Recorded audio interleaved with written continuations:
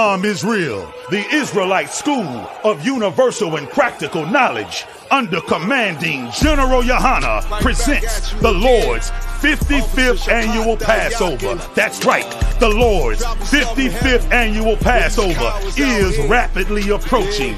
Commanding General Yohana is calling for all blacks, Hispanics, and Native Americans to remember what the Lord did for us by saving us from our oppressors and choosing us to be a special people unto Him, the real Jews and Israelites. Passover will be held in Durham, North Carolina. Pay your Passover fee.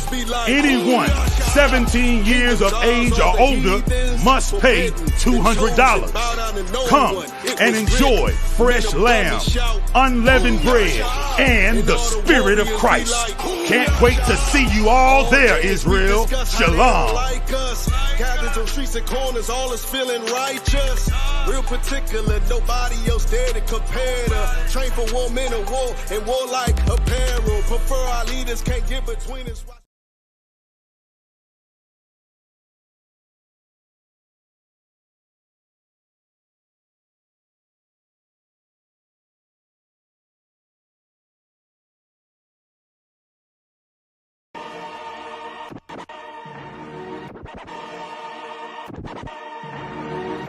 I'm with shits. I'm with shits. I'm with shits. I'm with shits. I view my adversary through a microscope as a small thing. They wax fat, we ballin'. Babylon keep falling. By all means, these saltines is cracker dust. Esau won't respawn, they the soul people we have to crush. They shackled us, we out the cuffs. It's your turn to slow burn till after dusk. My Caucasian plantation, those reparations won't amount to much. That blonde hair with them blue eyes and that pig flesh won't hassle us. Shawty hollering that hee-haw, cause that gluteus on Maximus. My whip drip on 100 thighs. We gunning down, you runaways. They from the cave, not underpaid. I'm Munga slaves. Just for fun, play Hunger Games. Put you in the front like you running things. Uriah, any back talk, you kiss the asphalt and I sing it to the Messiah. You'll be auctioned off with the shipping costs. I'll purchase some good diaper. Bought my Donald Trump and my Richard Nixon. I'm Willie Lynch incarnate. Keep a short leash on you varmint. String you up if you brave-hearted. Only thing red, white, and blue will be your remains washed off of my garment. I'm with shits like Willie Lynch. I wanna see him hang. I'm with shits like Willie Lynch. I wanna see him hang. I'm with shits like Willie Lynch. I wanna see him hang. I'm with shits like Willie Lynch. I wanna see him hang. Hey. Went from riding on the boat to hanging on oak. God hate these white folks, you can say what you want. This ain't a joke, I ain't laugh at shit. They gon' make it to the kingdom, yeah, with shackled wrists. Yeah. Put they ass in chains with a yoke of iron. Whip hit his back, sound like I opened fire. I ain't gon' lie, I wanna see him suffer. Can't escape cause under the sun, the place of judgment. Yeah, I got a perpetual hatred. They scared of replacement theory cause they destined for slavery. Yeah. You gotta hear this, the patience of the saints. Hell yeah. Many prophets desired to see that day. UPK, we gon' take the kingdom. He don't deal with other nations, he gon' plead with heathens. I ain't gon' stop until I see him in the cotton field. Yeah. Ain't no other option, I'm a diarrhea. I'm with shits like Willie Lynch, I wanna see him hang. I'm with shits like Willie Lynch, I wanna see him hang. I'm with shits like Willie Lynch, I wanna see him hang. I'm with shits like Willie Lynch, I wanna see him hang. Ay. I'm with shits like Willie Lynch, I wanna see him hang. I'm with shits like Willie Lynch, I wanna see him hang. I'm with shits like Willie Lynch, I wanna see him hang. I'm with shits like Willie Lynch, I wanna see him hang. Ay. JT on the track. Hey, hey. Yeah, yeah. Hey, hey. Fuck wrong with you, boy? You know what time it is, nigga. Better watch how you step in. Yeah. But that was my niggas. Hey, yeah.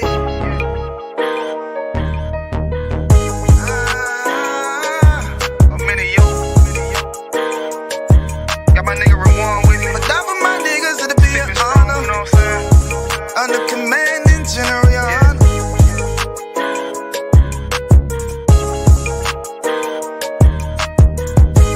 That for my niggas, it'll be an honor and a blessing. Look, hey, straight off the top, I love all of my niggas. That shit ain't gon' stop till we on top and we ballin', my nigga. We be fly as fuck, you know them bitches be stalking my niggas. That shit'll never change and it's the niggas. City to city, I should be at home. That's what my ribs say. But bitch, I'm grown. I'm in these streets and closed caption. Niggas know we bout that action. If a nigga play with me, then my Hakim gon' let him have it. Hey, think you the shit, this truth the shit. Nigga play, I let that Ruger hit. Get on them tracks, they be like, who is this? I'm rude with it. Ain't got no manners. All them pussy niggas talkin' shit. Yeah, I know they can't stand us, but we UPK, Louisiana, bitch, that's what I'm reppin'. And my niggas solid, number real ones in my section. If you wanna get down, put your boots on, start steppin'. Brotherhood is a weapon. Brotherhood is a weapon. Better watch how you steppin', cause brotherhood is a weapon. If I die for my niggas, it'll be an honor and I'm blessed. Better watch how you steppin', cause brotherhood is a weapon. Brotherhood is a weapon. Better watch how you steppin', cause brotherhood is a weapon. If I die for my niggas, it'll be an honor and a blessing. Better watch how you steppin', cause brotherhood. I lay my life down right now for all my sisters and brothers, because I love them. I see them dapping and hug them. It's amazing to see how well we adapt from the struggle. Born again from a life of sin, trapped in the gutter. My mind frame was to kill my own kind. Feeling inferior, waking up ready to die. Run with them killers, so it's just a matter of time. For why take your life or let you take mine? That's when I realized the slaves killing slaves, while the white man live to get old. We in them graves, the shit got me feeling played. I opened the Bible, went through them records, found out we was royalty, a nation to be respected. But in this world we rejected, we hated for our complex. Still fighting to get accepted. We hear the truth and reject it, but love is getting corrected. And all my niggas correct me. The commandments, the foundation we erected. Brotherhood is a weapon. Brotherhood is a weapon. Better watch how you steppin', cause brotherhood is a weapon. If I die for my niggas, it'll be an honor and I'm blessed. Better watch how you steppin', cause brotherhood is a weapon. Brotherhood is a weapon. Better watch how you steppin', cause brotherhood is a weapon. If I die for my niggas, it'll be an honor and a blessing. Better watch how you steppin', cause brotherhood is a weapon. Hey, hey. Hey, hey.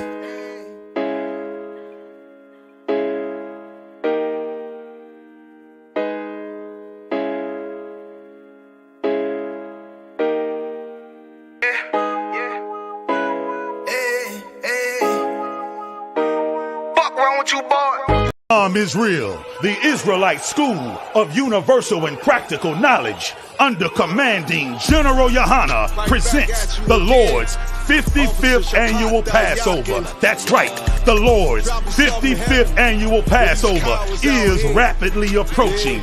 Commanding General Yohana is calling for all blacks, Hispanics, and Native Americans to remember what the Lord did for us by saving us from our oppressors and choosing us to be a special people unto Him, the real Jews and Israelites. Passover will be held in Durham, North Carolina. Pay your Passover fee. Anyone 17 years of age or older must pay $200. Come and enjoy fresh lamb, unleavened bread, and the Spirit of Christ. Can't wait to see you all there, Israel. Shalom. Cabins on streets and corners, all is feeling righteous. Real particular, nobody else there to compare to. Train for war, men of war, and war like apparel. Prefer our leaders, can't get between us.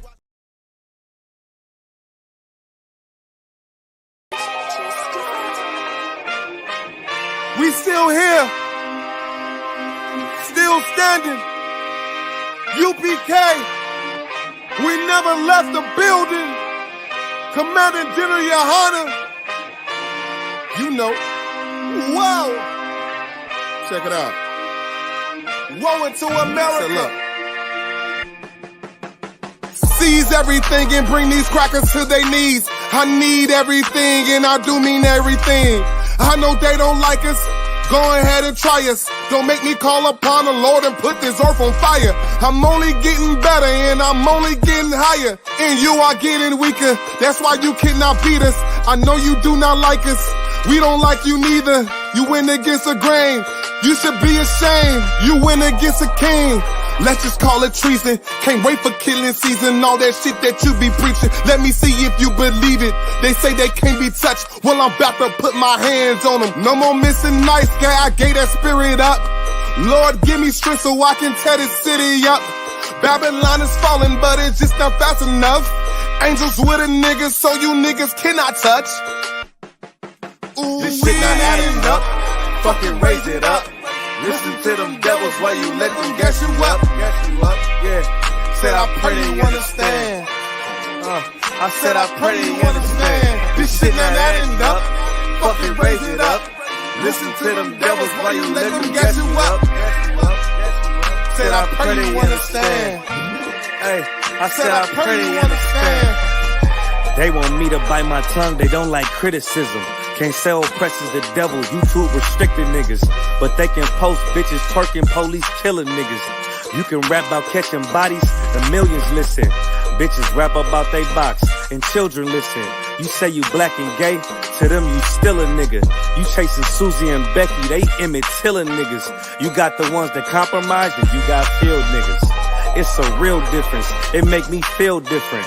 When I kick on my boots, tie up a meat tree, I know what we teaching that camp, nobody teaching. These devils telling lies without blinking. They ain't got the integrity, try to reach them. They say they conscious and they woke, but they sleepy. I ain't sparing nobody, I'm going in. It's a rap when I hop up on that podium. This shit not adding up, fucking raise it up. Listen to them devils while you let them gas you up. Yeah. Said I pray they understand. I said I pray they understand. This shit not adding up. Fucking raise it up. Listen to them devils while you let them gas you up. Said I pray they understand. Hey, I said I pray they understand.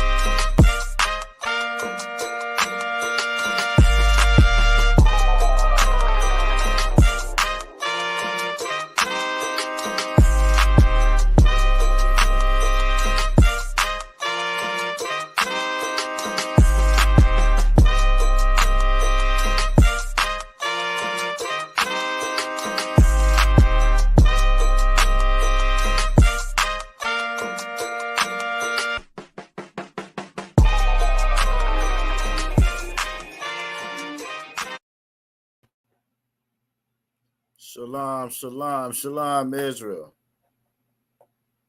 All right, I think we up everywhere. Let me make sure. All right, we are up and live on Instagram.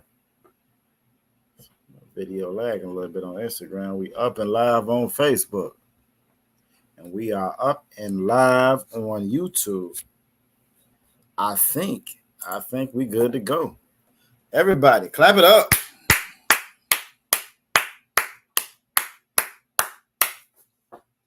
We are the Israelite School of Universal Practical Knowledge. Started out of 1 West, 125th Street under Commanding General Yohana.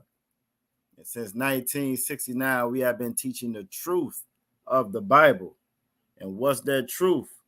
That truth being that so-called blacks, so-called Latinos, so-called Native Indians are God's chosen people. If you black, Native Indian, Latino, you are God's chosen people. Black is a crayon, color out the crayon box. Latino, Hispanic, property of Spain. Indian is a savage. All these titles that they have given us.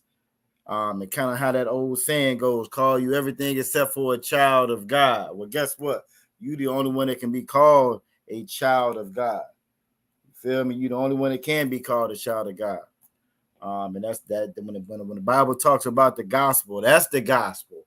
Everything that you've been through, all the stuff you've been through, your forefathers, your ancestors, your mother, father, grandmother, all that the mess that they've been through, living with these and amongst these devils, you know what I'm saying? Living amongst these devils in this place, all the things that they've been through, it actually had a purpose and it was for a reason.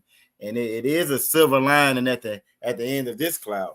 If you so-called Black, Latino, Native Indian, that silver lining being that you are God's chosen people. And that's why you were going through it to begin with. And that's why you're going to get salvation from it at the end of it.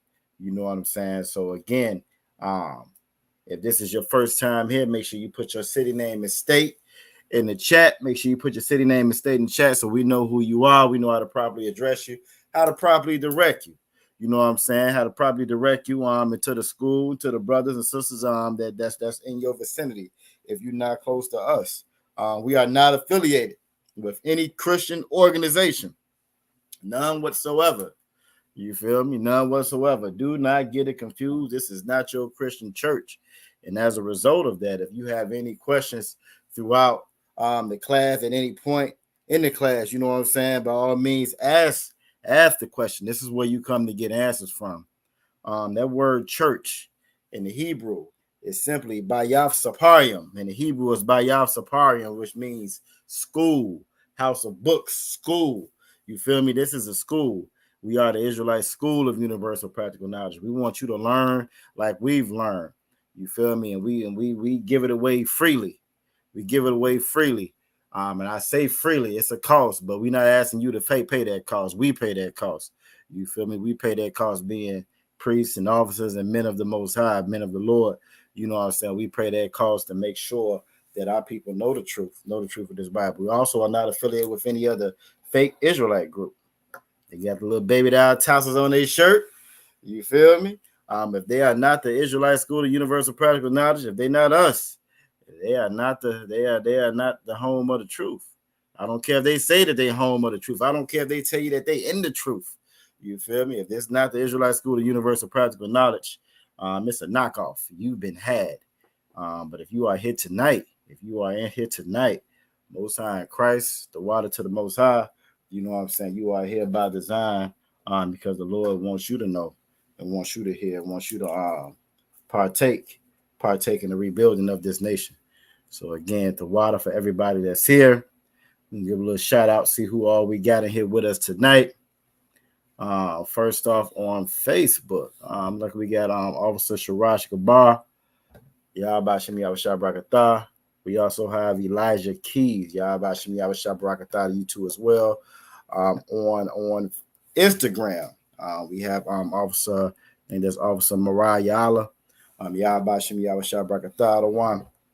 And then the normal, the usual suspects on YouTube. The usual suspects on YouTube, we got Akwaf Ra'aya. Yahweh Shamal, Thamba Hashem Yahweh Shah. It's good to see you, Akwaf. We also have Akwaf Nizama Na, representing the Noya. You know what I'm saying? Always good to see you, sister. Yahweh Shamal, Thamba Hashem Yahweh Shah. We got Sister Aisha in the building, representing from Newport News. Yahweh Shamal, Thamba Hashem Yahweh Shah. We got my brother Trooper Kazakia in the building. What's going on with your brother Yahweh Hashem Yahweh Shah Brakatah? We also got Aqua Thashara in the building. Yahweh Shamal Thamba Hashem Yahweh Shah. We also got Aqua Diana in the building. Yahweh Shamal Thamba Hashem Yahweh Shah. Brakatah.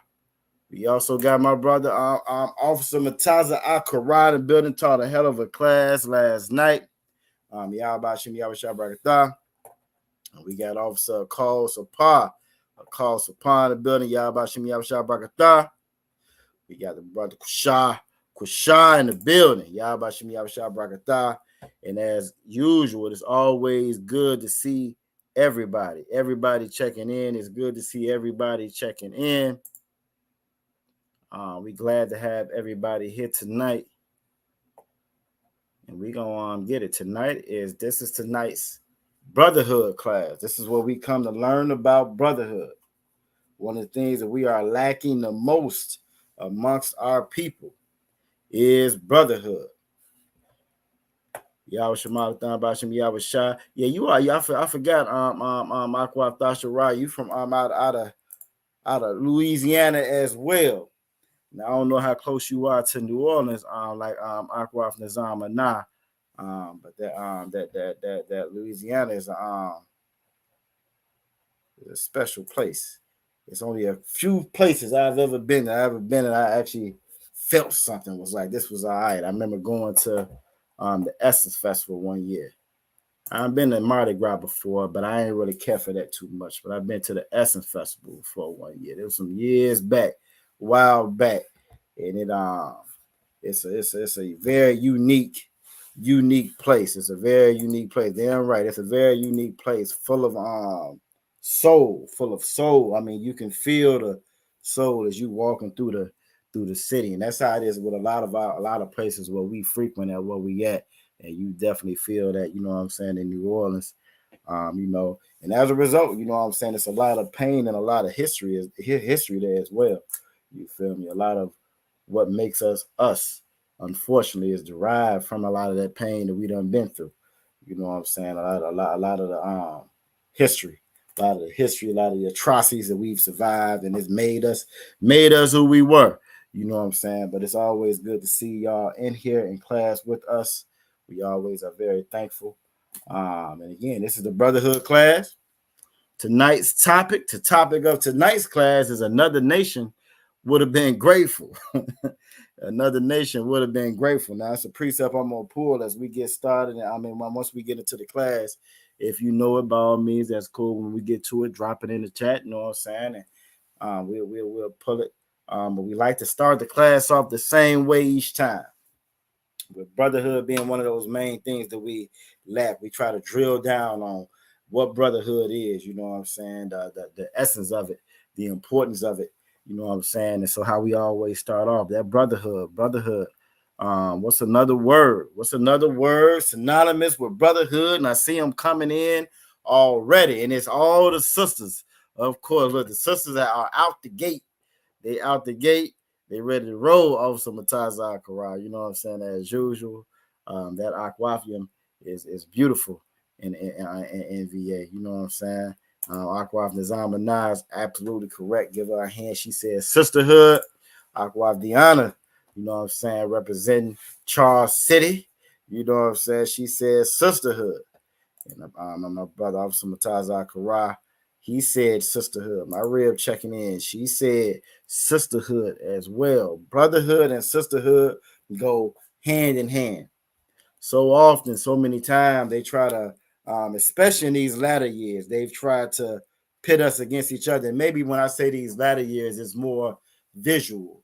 And then maybe that's just, you know what I'm saying, a result of the technology and just the time and age that we're in is more visual. You will see that fight, that gender war, those gender wars they're talking about. You know what I'm saying? But it shouldn't be no gender wars amongst Israel. It shouldn't be no gender wars amongst so-called blacks, Latinos, and Native Indians. We are already at war with everybody else. We at war with the oppressor. We at war with all the other nations. We at war with everybody, every system, everything been in place to stop and keep us from getting where we got to get to. So again, us being at war with each other is definitely a waste of time. Hey, I thought I hit Aqua Nizam, and I thought I said her first, but I will shout her out again. You know what I'm saying? Just in case. Yahweh Shema Alathan Ba'Shem Yahweh Shai. Where is that? To Aqua Ra'aya. You know what I'm saying? Just in case I missed it. That's a beautiful example of that sisterhood right there. You know what I'm saying? That's a beautiful example of that sisterhood right there. I can't wait. If y'all didn't see it in the promo, Passover is around the corner. You see it in the background right there. Passover is around the corner. We are here. If you was there last year, I'll be damn, time done flew. It is that time again. If I'm not mistaken, we got what, like a month and 15 days, a month and 12 days. No, a month and about 12 days. Because on the 17th is when the lamb slaughter is there. And I missed the lamb slaughter before, and I'm planning on getting there this year. Damn it, I want to see it this year. You know what I'm saying? So we are here. I can't wait till we all get together. All these sisters has been, you know what I'm saying, building a rapport, going back and forth, you know what I'm saying, in class. I can't wait till y'all are all able to get together, you know what I'm saying, at the Passover, you know what I mean? So it's right around the corner. If you haven't already, pay that Passover fee. Pay that Passover fee.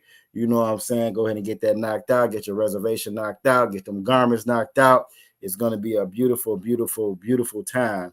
You know what I mean? And I can't wait to see everybody. We also got block trade. Put your name in there so I know how to address you properly. You know what I'm saying? Put your name in there. You know what I'm saying? City, state, where you at, so I know how to address you properly. But by all means, we are grateful to have you in here with us tonight. If you in here with us, you know what I'm saying, this is not accidental. It's not accidental. What you're gonna find is you are amongst family. If you so-called Black, Latino, and Native Indian, what you will also find if you are not family, you're gonna get uncomfortable real fast. You're gonna get uncomfortable real fast because we teach the truth of that Bible. And the thing about that Bible, when we were talking about that brotherhood and that sisterhood, that's a family thing. You feel me? That Bible is a family book. That's a family book. You know what I'm saying? So again, y'all are right on point with the answer being sisterhood. So what's another word for brotherhood and sisterhood? If you had to come up with another word that was synonymous with brotherhood and sisterhood, what would that word be? Officer Mataz Akara said, quick, fast, in a hurry. Yeah, it's gonna be here before you know it, Officer Mataz Akara. Before you know it, we're gonna be down there eating some lamb. You know what I'm saying? Eating some lamb here amongst one another, just having a good time. You know what I'm saying? All right, so we got Akwaf Ra'aya. You know what I'm saying? She said 1 John chapter 5, verse 3, and she said love.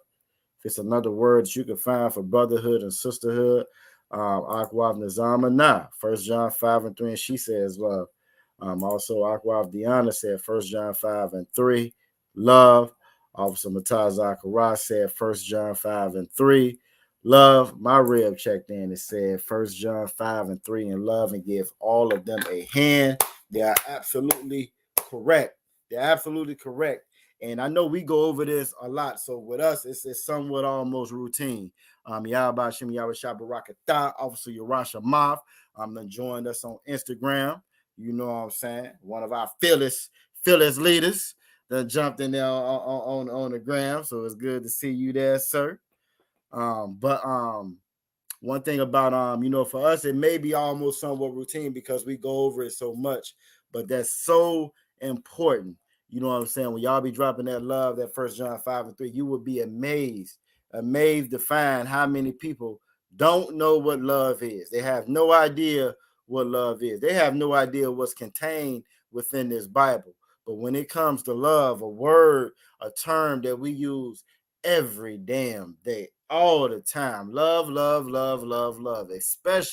especially so-called Blacks, Latinos, and Native Indians. For all the atrocities that we go through, we think that the main cure, the cure for all of it, all we need is love. All we need is love. They unalive us, you know what I'm saying? They enslaved us. They did everything they could to break us, to genocide us, to wipe us out as a people.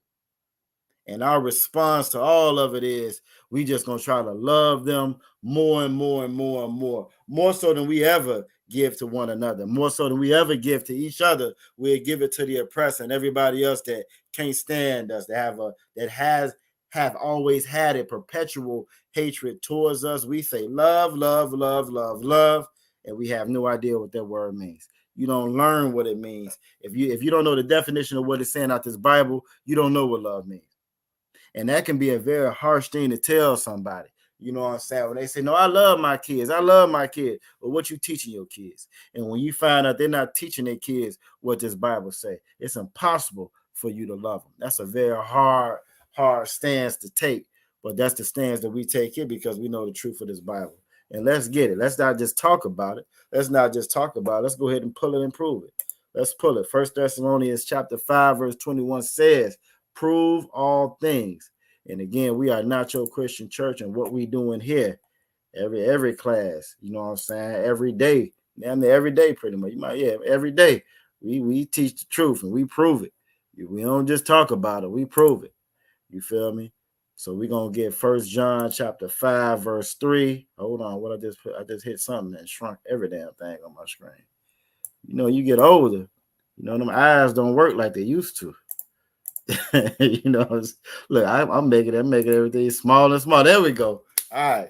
It is still smaller than what I would really kind of like it to be, but good. What the hell did I hit?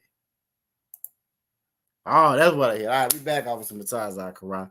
Clicking on buttons. Everything got small on the screen. All right, here we go. We back.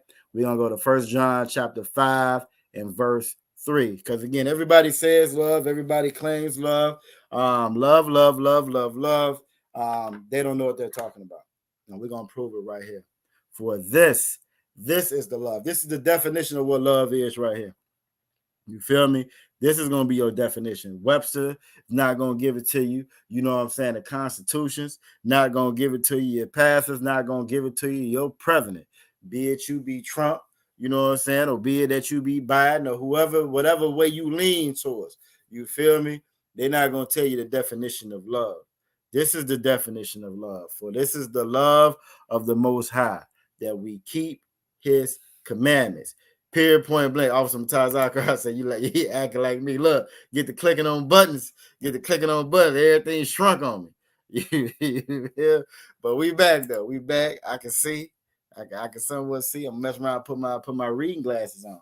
You feel me? Put my reading glasses on in a minute. But I can see. We good. But it says, for this is the love of the Most High, that we keep his commandments.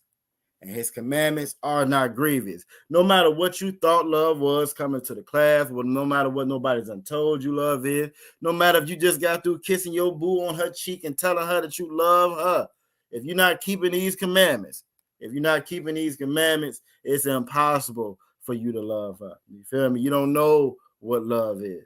You feel me? And when I say these commandments, what are some of these commandments? We do this, you know what I'm saying, every class, you know what I mean? What are some of these commandments?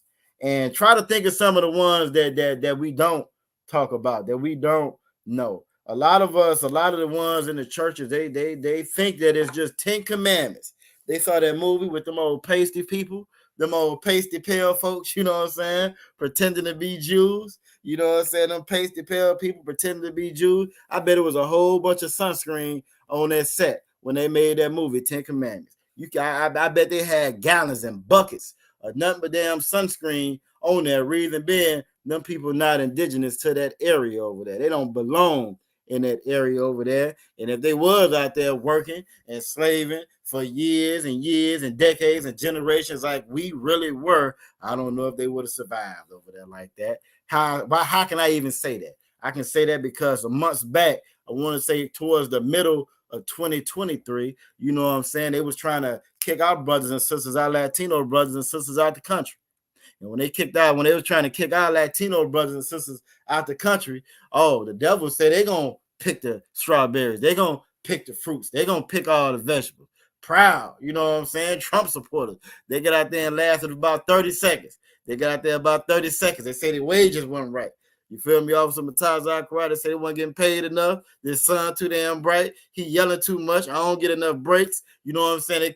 They couldn't do it. And that's just the truth of all. That's always been the truth of it. Every empire that you see, that empire was built by yours truly. And that's so-called blacks, Latinos, and Native Indians. You can go on any job site in America right now today in 2024. Who you gonna see doing all the work? So-called blacks, Latinos, and Native Indians. You feel me? It's always been the same thing. It's always been that way. We've always done all the work. We've always built all the empires. Anything that lasts, anything of any substance. You feel me? Your inventions, anything that's gonna stand the test of time. Music, that all comes from us, the children of the Most High, the children of God. You feel me? It's just that we don't know we're the children of God. And because we don't know we the children of God, we don't know we supposed to follow these laws we got right here. Now, Aquaf Nizam Manah, she said that Leviticus 19 and 17. That's a very important one because we're going to end up going back to this one based off the topic of the class tonight. But we may not have to, depending on how hard we drill down on it not. Aquaf Nizam Manah said Leviticus 19 and 17, thou shalt not hate thy brother in thy heart. And we say that often. She even put in quotations, in parentheses, she put Israel, letting you know who your brother is. We have a bad tendency, again, not to know what definitions mean. We'll take what somebody else said. It's kind of like a real life telephone game. If you ever played that telephone game in school where somebody will tell you something, you will whisper and tell it to somebody else, and they'll whisper and tell it to somebody else along this chain of people. And by the time it gets to the end of the chain, the story is totally different than what it was when it first began. It has nothing to do with what the concept, the definition, none of it was when it first began. And that's really how we live our lives every day. Everything is word of mouth. It's not based off reality. It's based off emotions and feelings and fairy tales. And we are passing on to the next person. And they're passing on to the next person. And we are passing this mess along to our children. You feel me? Over and over again. And then this is God, and this is love, and this is that, and the whole time again, it's not based out of knowledge. It's not based off of fact. It's based off of feeling and emotion, and it's based off whatever the last person told, what they thought about it, and what they told you. And we wonder why we are in the position that we in, why we falter, or why we fail at everything as a nation and as a people. And notice when I say fail as a nation and as a people, it ain't about individual success. It's not. It's not about individual success. Us being individuals is a result of this of this oppressor. It's a result of this captivity. We are a family. If you're living in a household with a family and one person does well, I give you a good example. You living in a house with a family. Maybe y'all grew up with brothers and sisters, right? Maybe y'all grew up with brothers and sisters, and you know what I'm saying? If you're a little bit older, maybe y'all have all them TVs and tablets in the house. You feel me? It's one TV downstairs. He done got F's on his report card. She done got A's and B's on her. Well, ain't nobody watching no TV because he can't watch no TV. You feel me? Everybody suffer. Even though you did well on your report card, he didn't do well on his. So the whole house suffers. That's how we are as a family. And Aquaf Nizam Manah, you know what I'm saying? She is absolutely correct when she brings up again Leviticus 19 and 17. Thou shalt not hate thy brother in thy heart. So let's go ahead and pull that. We rise and fall as a nation. We rise and fall as a nation. It's always been that way. It will never be no different. And again, I think I already got that one queued up. I do got that one already. We're going to go on the same page that we on. We'll keep it on this page. I already got that one queued up. We'll put it up again. What I am using right here is the King James Bible app online. You want to get you a King James 1611 version. That's going to be the closest thing to the Hebrew and the Greek translation. Our records were kept in Hebrew, but due to the captivity, a good portion of our records I wrote in this Bible in Greek. You feel me? Because that's who we were in captivity to. And just like now, how I'm speaking to you in English, a language of the oppressor. Some of our Latino brothers and sisters, they may speak to you in Spanish or Portugal. You feel me? A language of their oppressor, or French or Dutch or whatever. All that comes from the oppressors and our captors. You feel me? And that's what we've taught. That's what they taught us. We take these languages and we adopt them to our own. We may turn it to patois or Ebonics or whatever. You know what I'm saying? Or Spanglish. You know what I'm saying? We put our own twist on it, but again, it's not our original language. It's not our original tongue. You feel me? And the closest thing you're going to get to our original tongue when it comes to this Bible is the translation. Is going to be this King James 1611 version. So we're going to go to Leviticus chapter 19 and verse 17. And this is a very, very important commandment, law, statute, a law or commandment. Reason being, we don't know who our brothers is. We don't know who our brothers is. We think everybody is our brother. We think everybody is our neighbor. Yahweh Shem Yahweh Shabbarakatah. Got Trooper Shemai Gabah in the building. What's going on? But we think everybody is our brother. We think everybody is, if he lives next door to me, that's my neighbor. If we like the same music, that's my brother. You feel me? Things that have nothing to do with brotherhood, with sisterhood, things that have nothing to do with love. You feel me? But this is what they've taught us, and as a result of them teaching us, this is why we become individuals. These are the things, the tactics that broke up our families, and why we are the way we are now. When I say families, I mean so-called blacks, Latinos, and Native Indians. We don't realize that we're one big family. We don't realize that we're brothers and sisters. We think the person that stay next door to us is our neighbor, right? But that's not true. We're going to read it right here. Leviticus 19, chapter 19, verse 17 says, thou shalt not hate thy brother in thine heart. Anytime you read in this Bible, when it says or refers to your heart, that's your mind. This thing right here that I'm touching right here, your heart, which we commonly or normally refer to as our heart. This is just a muscle that pumps blood. It don't make no decisions. It don't tell you where to go left or right. It don't tell you if she pretty, if she fine, if she gonna stick around. It don't do none of that. All it does is pump blood.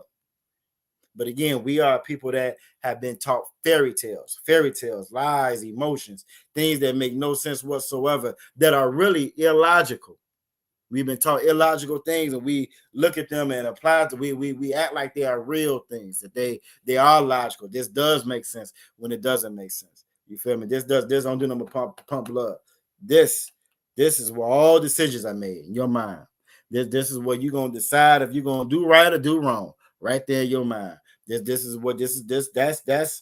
gonna be that proverbial fork in the road is right there in your mind. You feel me? So when the Bible is talking about your heart, it's talking about your mind. So it says, thou shalt not hate thy brother. Hate is just the opposite of love.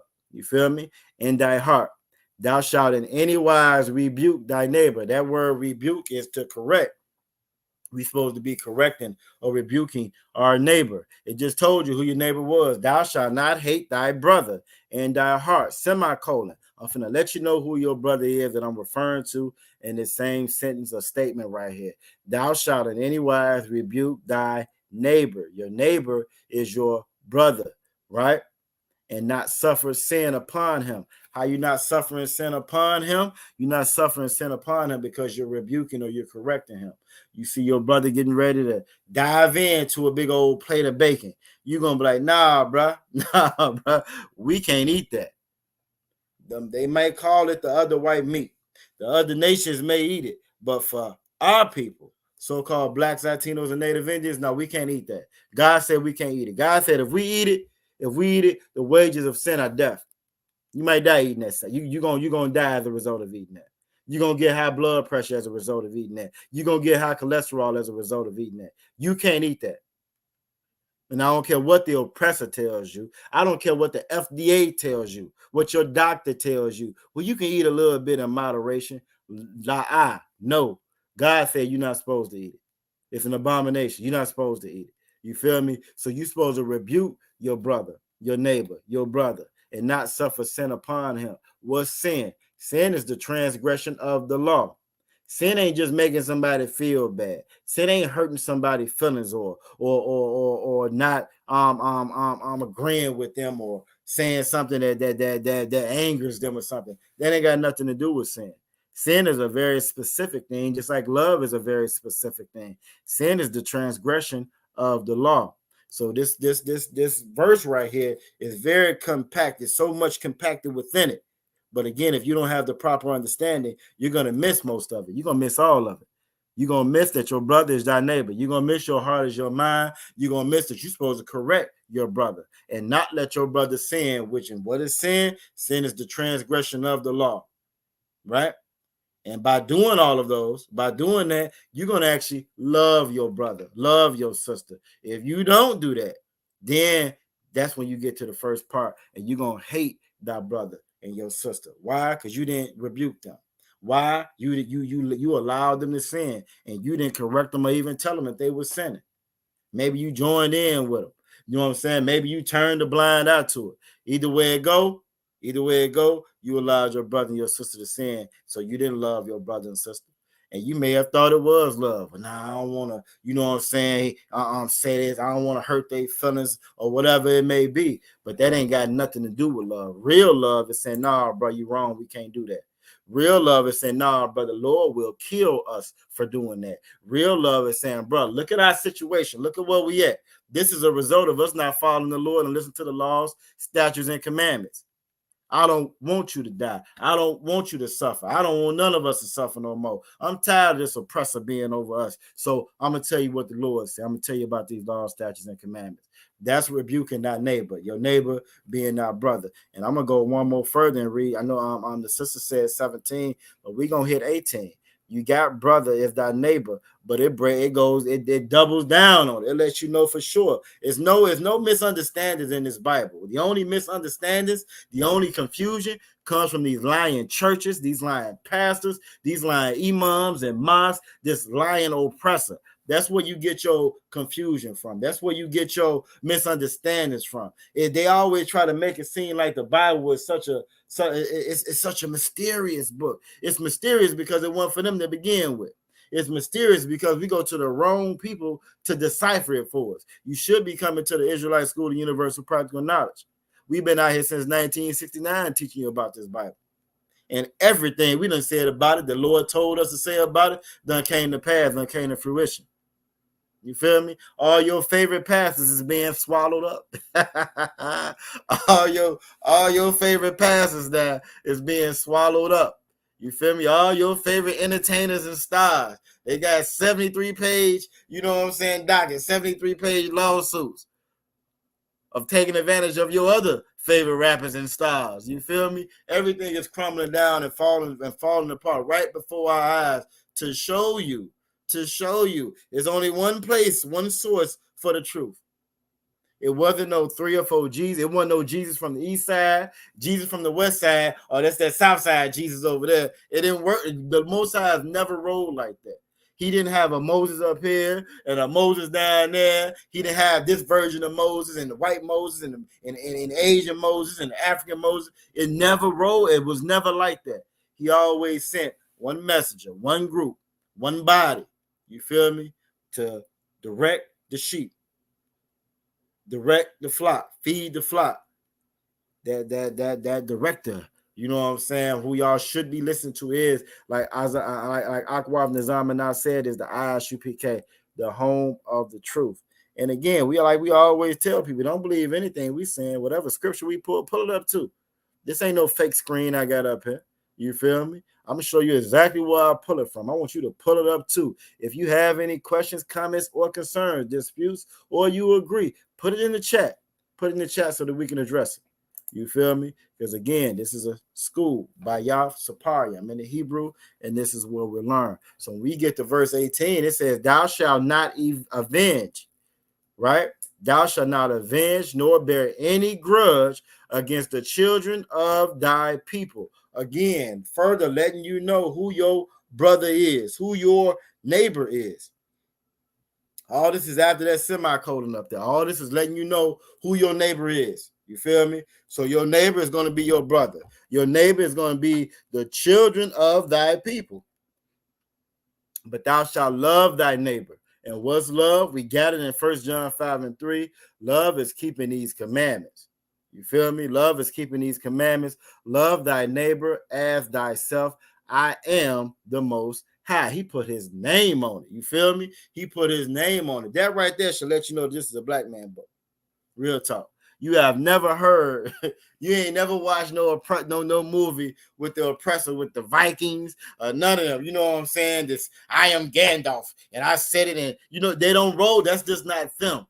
But you have heard, you feel me? You have heard us or seen us go through wreck shop, save the day, the whole nine. My name is such and such. You feel me? Because that's just who we are. That's how we relate to one another. That's how we relate to the whole earth. You feel me? And that's what the Most High said. He said, that's your brother.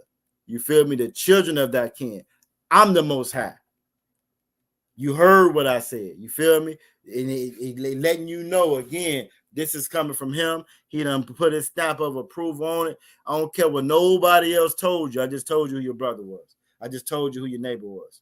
You feel me? So that's a great one that the sister pulled. It goes right along with what this brotherhood class is about. Like Aqua Raya said, put some respect on it. You know what I'm saying? Put some respect on it. Matter of fact, if I'm not mistaken, if y'all check out the ISUPK Richmond page, it's a playlist. It's a playlist titled "The Bible is Black." So as you go into the page, you're gonna see the street teachings. You're gonna see, you know what I'm saying, the classes.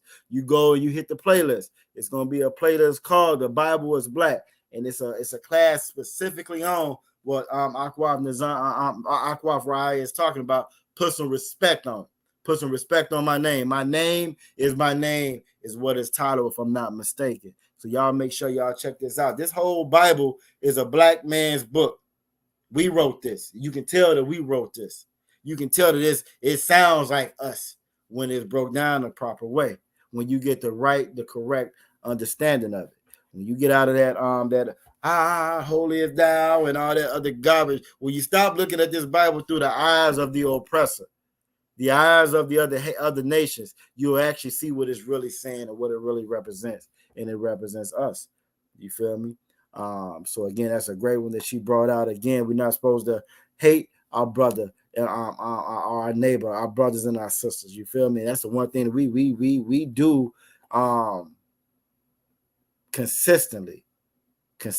We hate one another. We love everybody else, but we can't stand each other. You feel me? And you can't build a nation like that. And the Most High, he knew just how important it was. It was so important. He wrote it into our laws. I'm not even going to leave it up for an option for you. You don't have that option to hate your brother and your sister. You don't have that option to hold no grudge against your brother and your sister. I don't care what it was. Let it go. Get over it. Same way how they tell us to get over slavery. Think about that. The oppressor tells you after all the bodies. When I be in the comment section, I always hit them with, y'all got billions of bodies on y'all. Billions of bodies. So all those billions of bodies, they love to hit you with the, just get over it. Get over it. You feel me? If you're going to get over anything, what you're supposed to get over is whatever beef you got with your brothers and your sister. That you need to get over.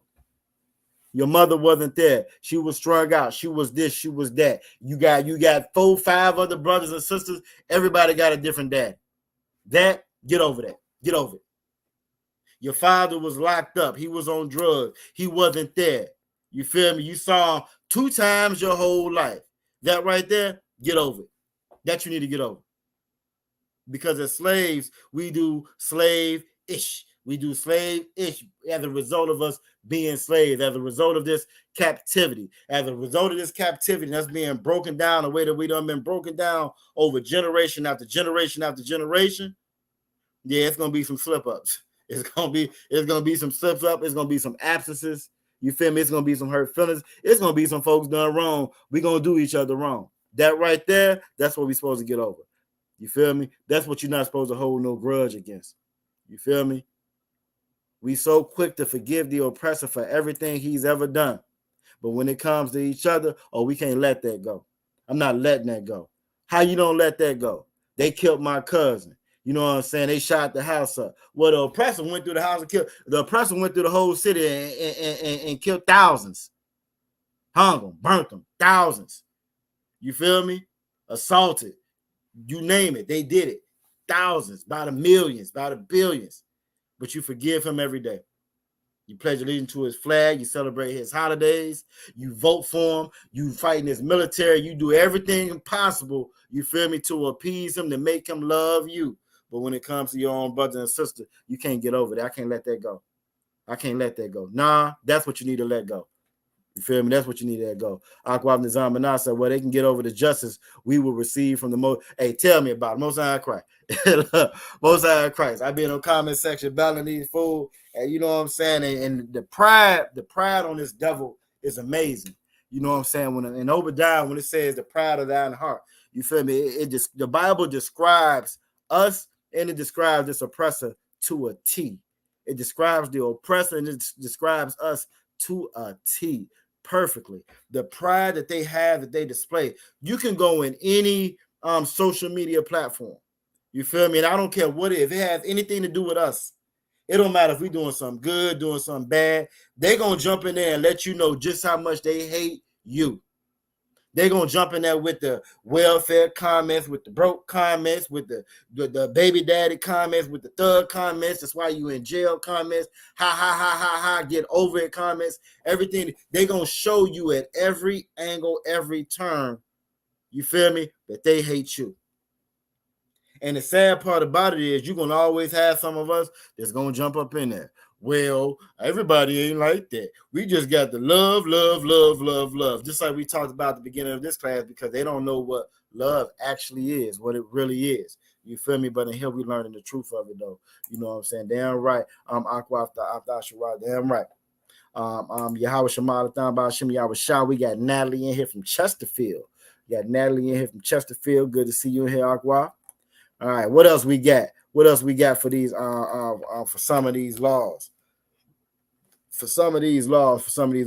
Aqua Ra'ayah said Deuteronomy 17, 14, and 15, no voting on this stupid day in Virginia. Most High crying. Look, it's crazy, right? Right before class started, a joint popped up on my phone. Let me see if I saved it over here. Do if I still have it over here? I might have deleted it. I think I had too many tabs open. But what it was I guess your boy Charles Barkley was on did an interview with Gayle King. Now neither one of them could care less about black folks. You know what I'm saying? They well to do off Negro. They got their bread. They ain't worried about you. They gonna pretend like they worry about you, but they ain't really worry about you. You feel me? So they on there talking. He goes, if he catch any black person, you know what I'm saying, with wearing Trump gear or whatever, you know what I'm saying, or any kind of Trump merchandise, he gonna punch him in the face. You feel me? Now this is the same one to get on there and talk about black people this and black people that, and they need to pull their pants up, and they some thugs and they acting like this, and they deserve what they get. But yet and still, you get on the platform and say, if I catch somebody wearing something that I don't like, I'm gonna punch him in the face. You feel me? So again, these like him, Charleston White's another one. I can't stand the ones that talk out of both sides of their mouth. They'll say this and it sounds good, but if you really just pay attention to what they're saying, it all comes from that same place of them hating their brother and their sister. Why? Because they love this oppressor just so much. So Ra'ayah is absolutely correct. We're not supposed to be voting. You feel me? What else we got now? We're not supposed to be voting. Yahweh Shema Bashim Yahweh Shah. We got Aqua Anah in the building. We're not supposed to be voting, and let's get it. Let's get it again. We don't just say it. It ain't just because we feel that way. Nah, this is actually what the Bible says. So we're going to go up here to Deuteronomy chapter 17, verse 14. We're going to pull it. Because, again, so many times, so often, and it's so prevalent amongst our people, they take word of mouth, some mess that doesn't make sense. Somebody just said it and it sounded good. We fall down, but we get up. You feel me? You'll run all over the world and country and tell people that this is the gospel. That's from the Lord. No, it ain't. It's from a homosexual. You know what I'm saying? It's from a sodomite that sings. You feel me? That's done been abused. That identifies with his victimized, that identifies with his abuser. You feel me? And that was never taught the truth. Or maybe he just rejected the truth, but it ain't of God. And we have got to get back to the truth of this Bible and what it actually says. And this is one of the things that it actually says concerning voting. Deuteronomy chapter 17, verse 14. When thou art coming to the land, and actually now 14 is a little bit before we get to it. It's actually about 15 when it's talking about voting. We're going to read 14 because that's important as well. When thou art coming to the land, which the Most High thy power giveth thee. The Lord gave us our land, our inheritance. You feel me? That's an inheritance that he gave us, stemming from Abraham, stemming from Adam. You feel me? That's an inheritance that he gave us. You want to know why we in all the ghettos and all these damn apartment buildings stacked on top of each other like roaches? Why? Because we don't have our own land. Why? Because our inheritance was stolen from us. They ran us out of our homeland in 70 AD, and we ain't been home since then. That whole war that you got going on in Israel and Gaza now, they fighting over your land.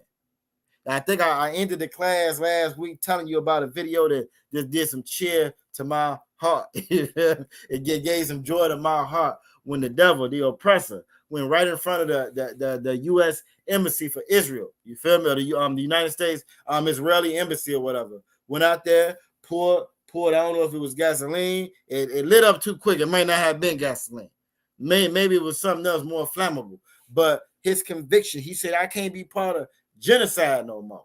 And he poured it all over himself, and he lit it and struck it and struck the lighter, and it wouldn't strike. But he was so adamant, so convicted. He was so convicted in his passion, what he was gonna do. He hit that ground with that lighter. And I hopefully y'all went. That was y'all homework for last week to go watch that video. So hopefully everybody went and saw this video. Give me a con if everybody went and who went and saw this doggone video. Hopefully y'all went, y'all checked it out, y'all saw the video. But it's such a beautiful, beautiful thing because it highlights so much. You know what I'm saying? You feel damn right. Aqua design now say Most High Christ with the flames. Look, Most High Christ with the flames. He was so convicted in what he felt and what he did. You feel me? He struck that doggone lighter and went up in flames, and he stood there. Free Palestine, and them flames hit him. He said, woo, free Palestine, and he stood there. And it's an amazing thing to watch because he held it for a minute. You feel me? It taught me, you know what I mean? I really learned the extent of how strong these devils are. I already had it made up my mind, Lord willing. I'm not gonna have that much sympathy on him when it comes to the plantation anyway. But as strong as he stood there and his conviction, you know what I'm saying, to not genocide for the right thing in his mind and his heart, you feel me? Amongst all them flames, engulfed in them flames, I know just how hard they're gonna be able to work out in that sun with no suntan lotion. You feel me? So I'm not gonna worry about no suntan lotion. I ain't worried about no damn sunburn. None of that, because the way he stood there, you feel me, to free Palestine for all the atrocities in the bodies they've committed, they've stacked up with Palestine. Now, mind you, this is an American soldier. This wasn't an Israeli soldier. This was an American soldier. Him being complicit and aiding another country and them stacking up their body count. Imagine all the stuff they've done to us, and they have no consideration whatsoever for any of that, what they've done to us. They could kill us. That don't mean anything. That don't mean anything. And the reason why it doesn't mean anything to them, because it don't mean anything to us. They have a perpetual hatred towards us, but we following them, we're supposed to have a perpetual love towards one another. We're supposed to have an unending, unyielding love for our brothers and our sisters, but because we don't have it, it gives everybody else a pass to treat us any kind of way. Damn right, Aqua. It gives them a path to treat us any kind of way. But it's an awesome, awesome video. Hopefully everybody check that video out. That video right there, that's what faith looks like. You feel me? He had faith and his belief that his country was helping commit genocide, and he showed what he put some skin in the game, like literally. You feel me? He put some skin in the game. We got to do the same thing. And the beautiful part about it, the Most High ain't asking you to go out there in front of the embassy, set yourself on fire. The Most High ain't asking you to jump in no airplane and holler Allah Akbar, and go crash into no buildings. He not asking you to do none of that. Be no kamikaze. He not asking you to do none of that. Only thing he's asking you, what he's always asked us to do, follow these laws, statutes, and commandments. And like I said, this is one on right here. When thou art coming to the land which the Most High, your power give thee, the land he gonna give us, we gonna possess it, and we shall dwell therein. He letting us know you coming fresh up out of slavery. So when you get this land and you possess this land and you dwell within this land, thou shalt say, I will set a king over me. He letting us know you're gonna want to have a king over you because you're gonna see everybody else doing it. You're gonna want to put somebody in charge of you because you're gonna see everybody else doing it. Even though I done told y'all not to follow these other nations, it's gonna still be in you to want to follow these other nations. It's just like with any, like I always say, a good parent, a good father, which what we have, he knows his children. You feel me? And you're gonna want to set a king over you, like as all the nations that are about me. But verse 15, thou shalt in any wise set him king over thee. Don't set no king over you, whom the Most High thy power shall choose. We shouldn't be choosing our own leadership. We shouldn't be choosing who we have in charge of us. You feel me? That's one of the things that always kind of stuck out to me about the church. Look, I go up the and not drop them bombs, and I was times I cross said skin in the game. Yeah, he put some skin in the game. He put skin in the game. Old charcoal, crispy, burnt up skin.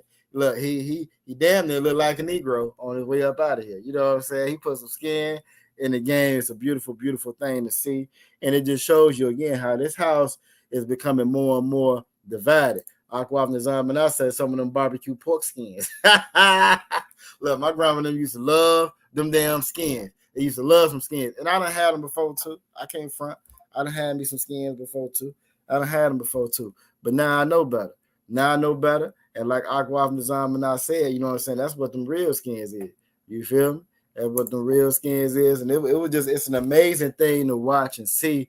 Because again, you see how this house is becoming more and more divided. It's becoming more and more divided. But the more and more it divides, the more and more we need to come together like the Most High told us to. You feel me? That's Zephaniah 2:1. The more and more we have got to come together. We have got to pay attention to the signs that's all around us. The whole world is crumbling. The whole world is gearing up for war. I saw at least 5 or 6 different stories with different countries doing this in preparation for the war to come, doing that in the preparation for the war to come. You feel me? Several different stories, even the United States doing different things in preparation for the war to come. But so-called black people, Latino and Native Indians, we oblivious. We're oblivious to it all. Head in the sky. You feel me? Head in the sky. We ain't even thinking about it. Ain't even thinking about it. All right, but it says, thou shalt in any wise set him king over thee, whom the Most High thy God shall chose. And like I was starting to say before, I remember when I was in the world, that's one of the things that when you in the world and you looking for a quote-unquote church home. Y'all let me know if y'all done heard it before. When you looking for a quote-unquote church home. You feel me? What them Christians say? Well, if you ain't being fed, you go somewhere where you can be fed at. You know, you got to find you a good church home. They go and they pick and choose what leaders, what they pick and choose what leaders they are. But think about that in the same sense of a child. A child got 2 parents. Maybe they got 2 parents and 2 sets of grandparents. That's 6 people.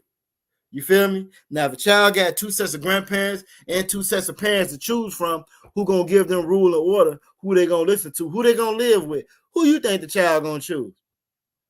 Y'all be honest. Who y'all think the child gonna choose? If a child got 6 choices, right? Child got 6 choices, you know what I'm saying, of who they gonna choose. They got 2 parents and they got 2 sets of grandparents. Who you think they're gonna choose? Are they gonna choose the parents or grandparents that's the strictest on them? That's gonna tell them, no, y'all gonna eat vegetables every day. No, y'all gonna be in here at a certain time. Nope, you're gonna get good grades when you come in here. Y'all gonna do these chores every day. This is how you become more productive and responsible adults as you grow old. Or they're going to pick the ones that say you can do the hell you want to. You can stay up all night long. You can watch all the TV you want. You can watch what you want. Listen to what you want to listen to. You ain't got to follow no rules whatsoever.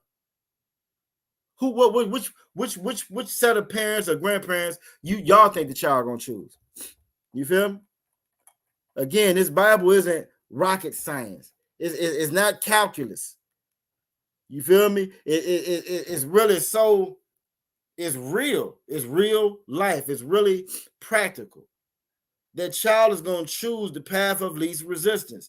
Where I can get away with the most things at. Where I got the most freedom at. Oh, grandparent A, B, and C say, I ain't got to go to school. They say, granddad said he never go to school. I ain't got to go to school. What do you think the child going to pick if it's up to the child to choose? This is why it wasn't never supposed to be up to us to choose. And this is what the Most High is saying right here. You feel me? All throughout the Bible, the Lord talks about how disobedient, how hard-headed of children we are. You feel me? Talk about how hard-headed children we are. He describes us as children. It doesn't say, oh, house of Israel, God's adults. No, it's God's children.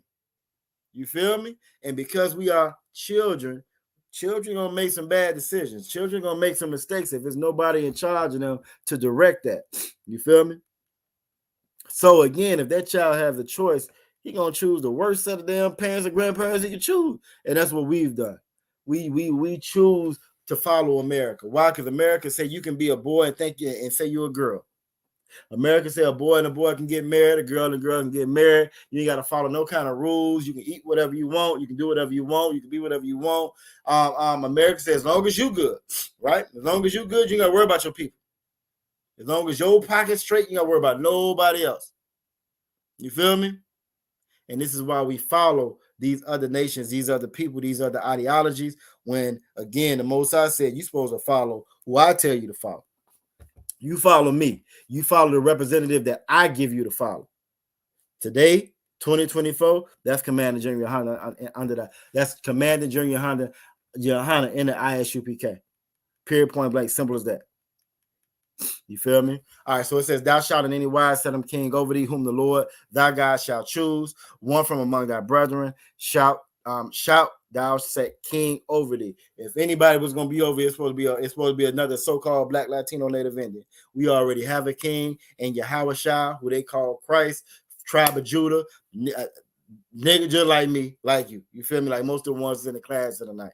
We already have a king, which means we shouldn't be out there voting for a Trump to come save the day, a Biden to come save the day, a Clinton to come save the day. The Most High already gave us our savior. You feel me? We just don't like to admit that. We don't like to acknowledge that, and we don't like to follow what this Bible says. And unfortunately, our leaders don't teach us what this Bible is saying. You get a lot of our religious leaders that tell you to come in there. They invite the politicians to the church. You feel me? They fly them little money. They let them come up there and talk to the parishioners in the church. That's against the Most High. That's against God. That's against what this scripture is talking about right here. You feel me? Thou mayest not set a stranger over thee, which is not thy brother. And a stranger brings somebody that's not an Israelite. You feel me? In that sense, it's talking about a stranger, somebody that's not an Israelite. All right, what else? What else we got? We got a couple more we got to get through. What else we got? All right, we got Deuteronomy 11:1. Keep his charge, statutes, and judgments and commandments always. It kind of says that in 1 John 5:3, but this is actually a consistent theme of something that it says all throughout the Bible. All throughout the Bible, the Lord is telling you, he's reiterating, follow these laws, statutes, and commandments. Follow these laws. No matter what you do, you follow these laws, statutes, and commandments. And it's the one thing that we consistently refuse to do. So Deuteronomy 11, chapter 11, verse 1 says, therefore thou shalt love. Again, we know what love is. That's keeping these laws, statutes, and commandments. The Most High, the power, and keep his charge, his instructions. You keep his order. You keep what he gave, what he told you to do, right? And his statutes, right? And these statutes and these judgments and his commandments always. It doesn't say half the time. It doesn't say sometime. It says all the time. We're supposed to always keep these laws, statutes, and commandments. We're supposed to wake up with the Most High on our mind. You feel me? You should wake up with the Most High on your mind. You should go to bed with the Most High on your mind. And every decision that you make, you do, it should be with the Most High. The Most High should be in that decision. Period, point blank. Aqua Farad said precept after precept. No, damn right. Like everything that we do should be centered around these laws, statutes, and commandments. Line upon line, precept upon precept. You only gonna get that line upon line, that precept upon precept, by you coming to these classes. You feel me? Coming to these classes, asking these questions. Otherwise, you won't get it. The Bible isn't wrote for you to read it like it's a novel. You feel me? It doesn't work like that. It's wrote for you to. It's wrote almost in code. It's built upon what it says over here in Matthew. It links up with what it says over there in Micah, and that goes to Revelations. And then unless you have a man of God teaching you this, you won't know it. You feel me? You won't know it. You will read something like John 3:16 and think he's talking about every damn body. If you don't have a man of God teaching you what it's actually saying, if you don't know that the Most High created the worlds with an S, you feel me? You won't know it's more than one world out there. You could be reading being, you're going to read it and do what your heart, your mind wants it to do. You're going to twist it and turn it to make it fit into what your mind wants it to do, as opposed to what it's actually saying. You feel me? Just like that child, if you give that child a choice of this parents, them grandparents, and his mind, he gonna fit it to twist. Well, this was the best decision, but really, that's just what his mind, what his heart really wanted to do, because they're gonna give him the most leeway. Do the hell he want to do now. You feel me? And that's just how it means. Aqua Nizamana said world means a society of people, age and society, absolutely. Age and society. But again, it's things like this. Just how we come in here, we learn or relearn the definition of love each time we start the Brotherhood class. Well, that word world has a definition as well. All of these words have a definition in the Bible. None of these words were just put in there haphazardly. They just threw them in there. It doesn't work like that. Each one has a meaning. It's a reason why it's worded the way it is. A colon here, semicolon there, period there. It's a reason why. Reason being, the Lord is teaching us. He's guiding us. He's this is our blueprint right here. This is our blueprint. So that's a great great one that Aqua Nizamana pulled. What else we got? We also have and Salakia. Seasons is changing. Hey, I think wintertime is over with. I don't know where y'all at in the country, but I think wintertime is done. I don't really look for the groundhog and all of that, but I really think that the wintertime is over with. Seasons is changing. This is when my allergies act up the most. I think spring and summertime is on the way. Officer Matazar Kara put Deuteronomy 7:3. Let's pull it. One of my favorite laws, because it's one of the ones that we get so caught up into. All right. And it's neither shalt thou make marriages with them. Right. We know we teach in here, we teach the truth of the Bible. Sex is marriage. We teach that sex is marriage in the Bible because that's what the Bible says. And marriage is sex. Marriage is an agreement. When you come together, right? It says, neither shalt thou make marriages with them. You're not supposed to be making marriages with them. Every last one of us, you know what I'm saying, with my slavery, right? I'm always going to different places, different apartment complexes, condos, whatever. And so I get to see, and unfortunately, I got to go into people's homes. And so often, when I go into a home, you see so much, especially in this region that I'm in, you see so much of interracial marriage. Right, you see that everywhere, and this is one of the things the Lord specifically told us not to do. It says, "Neither shalt thou make marriages with them. Thy daughter shalt not give unto his son." Right, we're not supposed to give our daughters unto their sons.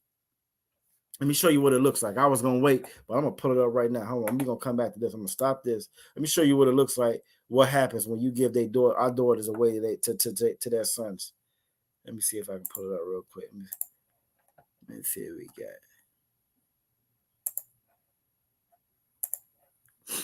Y'all can see that on the screen. Y'all, who knows who that is on the screen right there? Now it's gonna say it in the caption below. But y'all remember her? Now, if you don't know no better, you looking at this picture. I'm gonna let it sit there real quick. Y'all, if y'all know who that is, y'all type that in the chat. Who is that right there?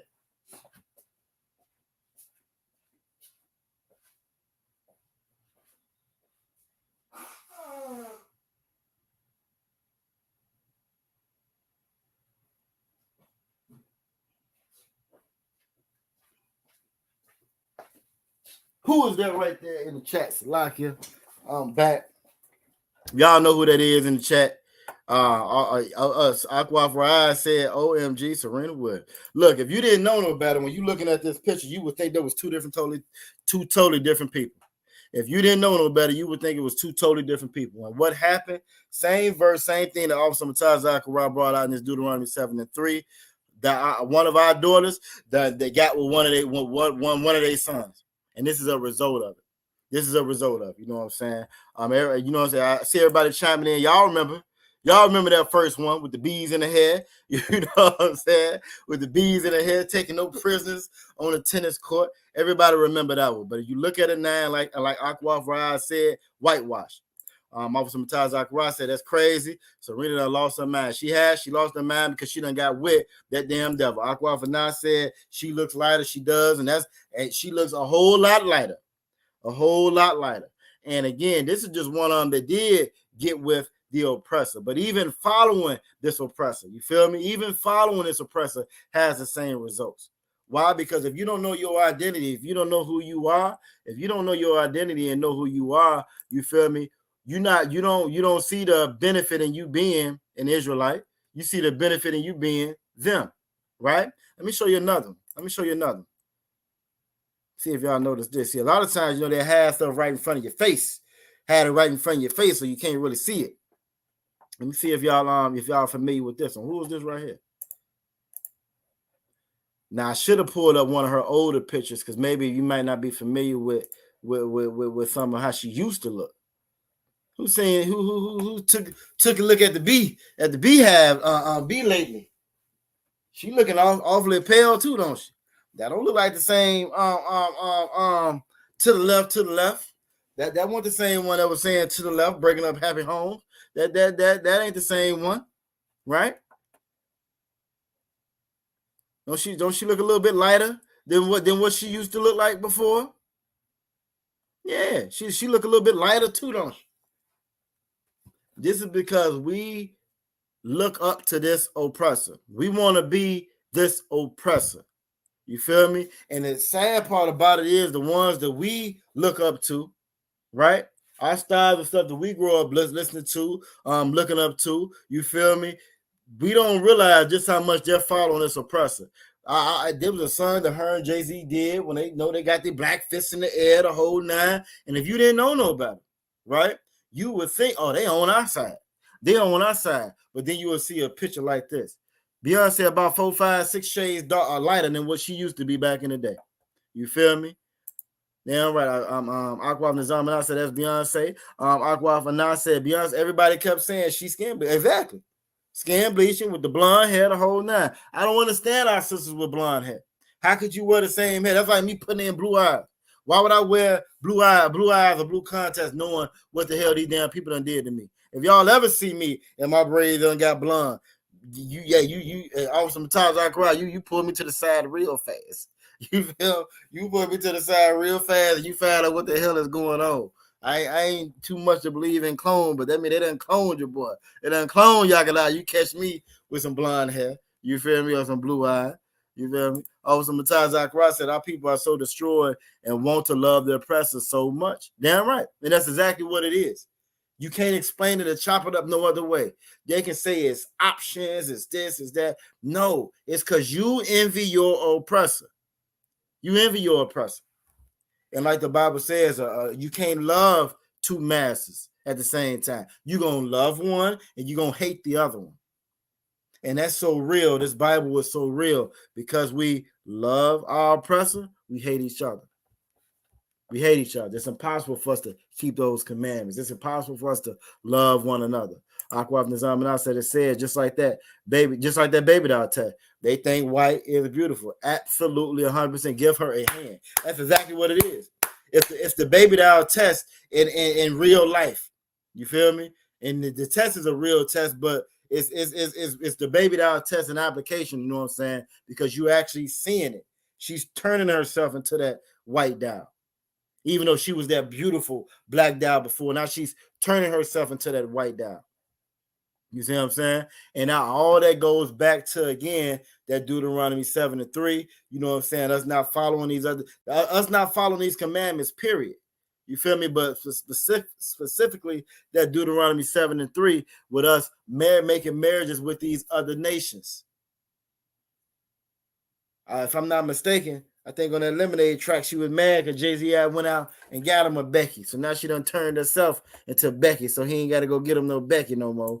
He got him a Becky at the house right there. You feel me?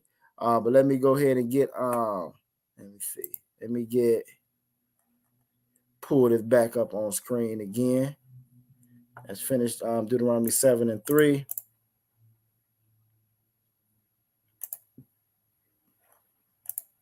All right, so again, it says, thy daughter shalt not thou give unto thy son, nor his daughter shalt thou take unto thy son. And we have that bad as well.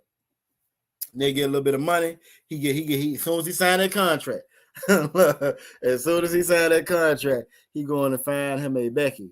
You feel me? He going to find him a Becky. You know what I mean?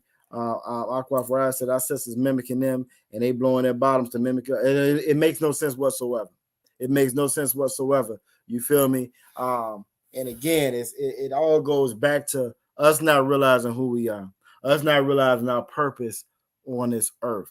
When the Bible calls us the salt of the earth, not only does the salt give flavor to the food, but you know what I'm saying? When you look at preservation, back in the day before they had refrigeration and all that, right? They would pack meat in salt because it would preserve it.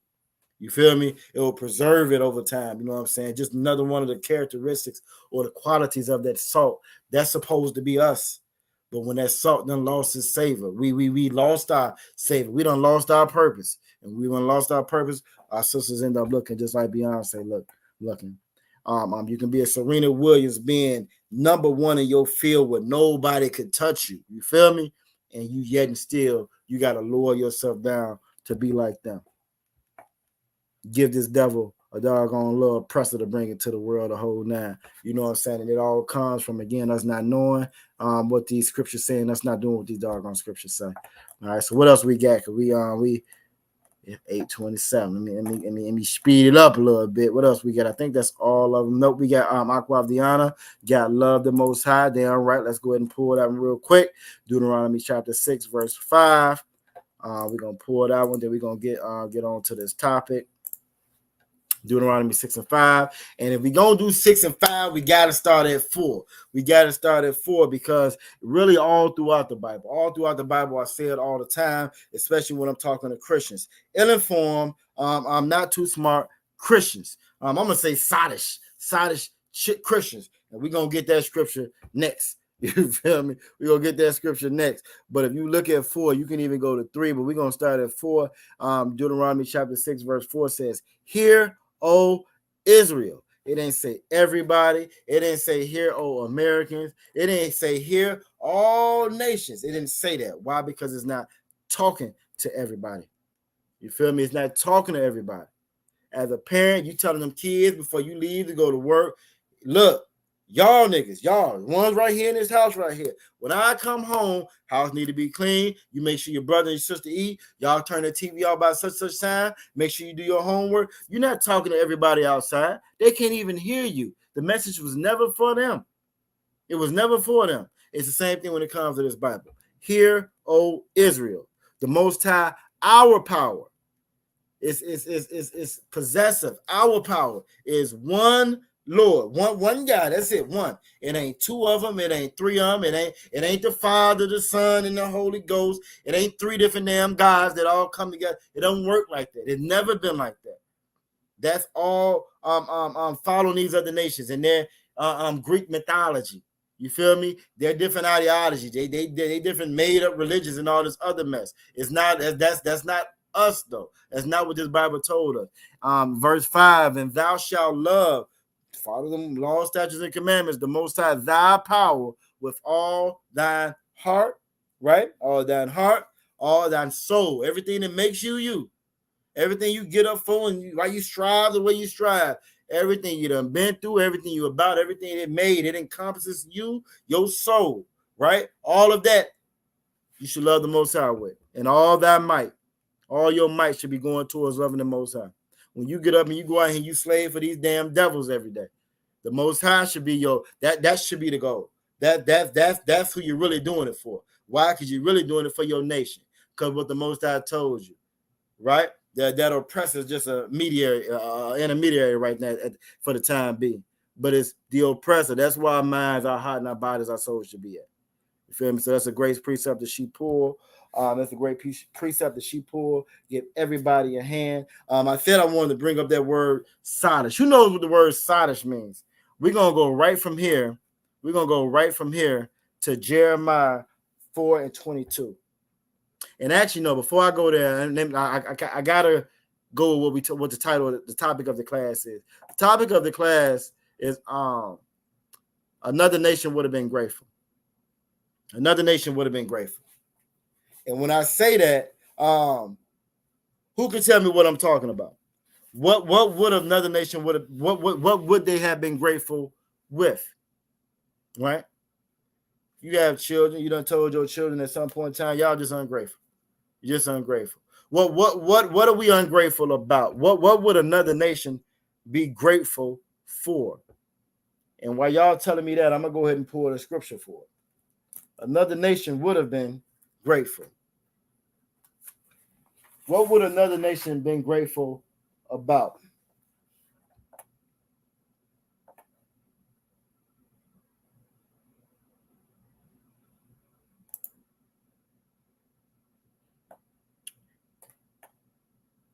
What would another nation been grateful about?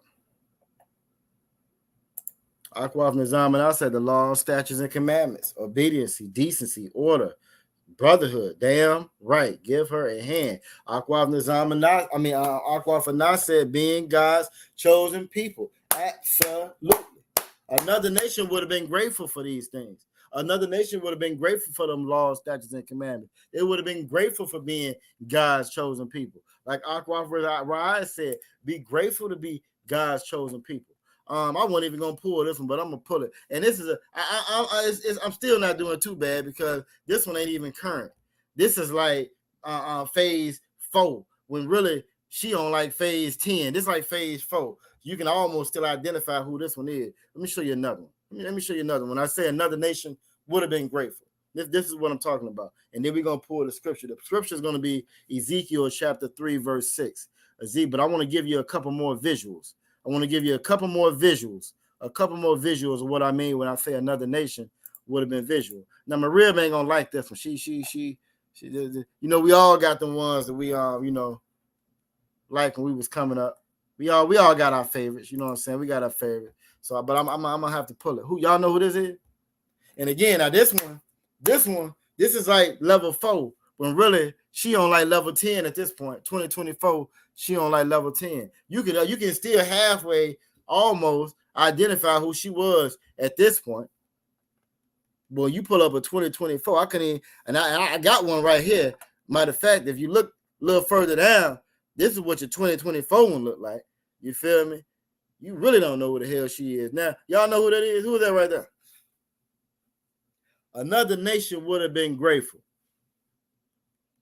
Another nation wouldn't have changed what their face looked like. Another nation wouldn't have desired to look like nobody else. Another nation would have been grateful that they was God's chosen people. Just like Akwaf Anas said. Look him. I'm surprised my real mention. I know she knew who it was. You know what I'm saying? I know she knew who it was. You feel me? And again, that picture there, that's like level 4. She really at this level here. You feel me? This is us not being grateful. This is just an example of us not being grateful of who we are. You feel me? Another nation would have been grateful. Another nation would have been grateful what the Most High gave us. You know what I'm saying? Akwaf Nizam and I was about to say Michael Jackson. She looked just like how Michael Jackson was looking towards his latter years. You are absolutely correct. And he's another example. Now, I didn't pull up one of his pictures, but it's the same thing. Same thing. I read a story probably a couple months back, and they talked about, and it could have been true or not. There's so much misinformation when it comes to Michael Jackson, you know what I'm saying? But it was talking about how his everybody used to tease him about his nose, and so that's where everything started at. You feel me? Everybody used to tease him about his nose, how big his nose was, and so forth. So that's where a lot of it started at. When he started chopping up his face and changing his they started lying about the vitiligo. Like Uncle Ruckus, you know what I'm saying? When they started, you know what I'm saying, talking about all that, you feel me? That's what actually started that. And again, it somewhat kind of makes sense because again, we're so ashamed of who we are. We're so ashamed of who we are because we're not grateful for who we are. It's kind of like a child that gets good grades, right? He gets good grades, but amongst his peers and his family, they not known for that. They known for thugging and bugging, right? They known for gang bang. So that child that get good grades, he's not gonna be proud of that. He's not gonna be grateful for that. He's gonna try to hide that. He's gonna try to be more like them as opposed to relishing in the gift that he had. It's the same thing you see when you see pictures like this. Akwaf Rai said I was about to say the same thing because y'all be on the same page. I said, but it's interesting how they trying to look more like us because they know who we are. We don't know who we are. They know the greatness of us. And think about it. Imagine it. They can pretend to be us, act like us, and they ain't got to go through none of the pain, none of the atrocities, none of the slavery, none. They don't have to go through none of that. They can just pretend. And whenever they get tired of it, they can go back to what they were. It's a lady, I think in Dutch or Sweden or one of them. She's underwent. She's like one of the first. If not, it's like racial, transracial or something that they call her. Where blonde hair, blue eyed white lady, if you look at her now, she done darkened her skin. You feel me? Darken her skin, got the extension, got the breast implant. She looked like a damn cartoon character. You feel me? Maybe when we come back in here, I'll write it down. I'll pull up her picture.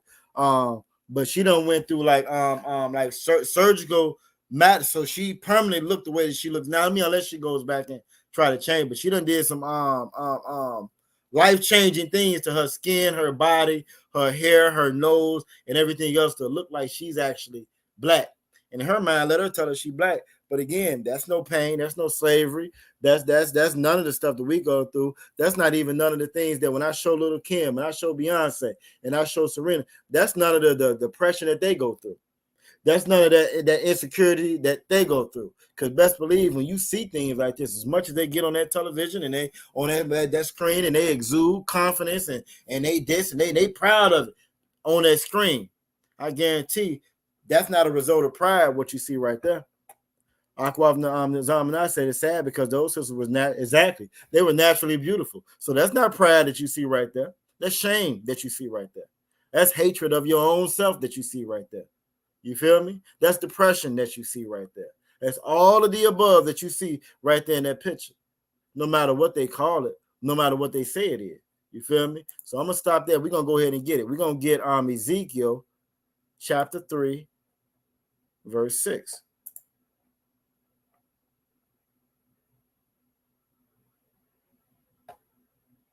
Ezekiel chapter 3, verse 6. Let's go ahead and present that.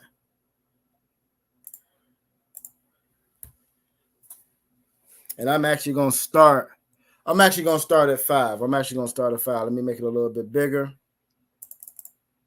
Ezekiel chapter 3, we're going to start at 5.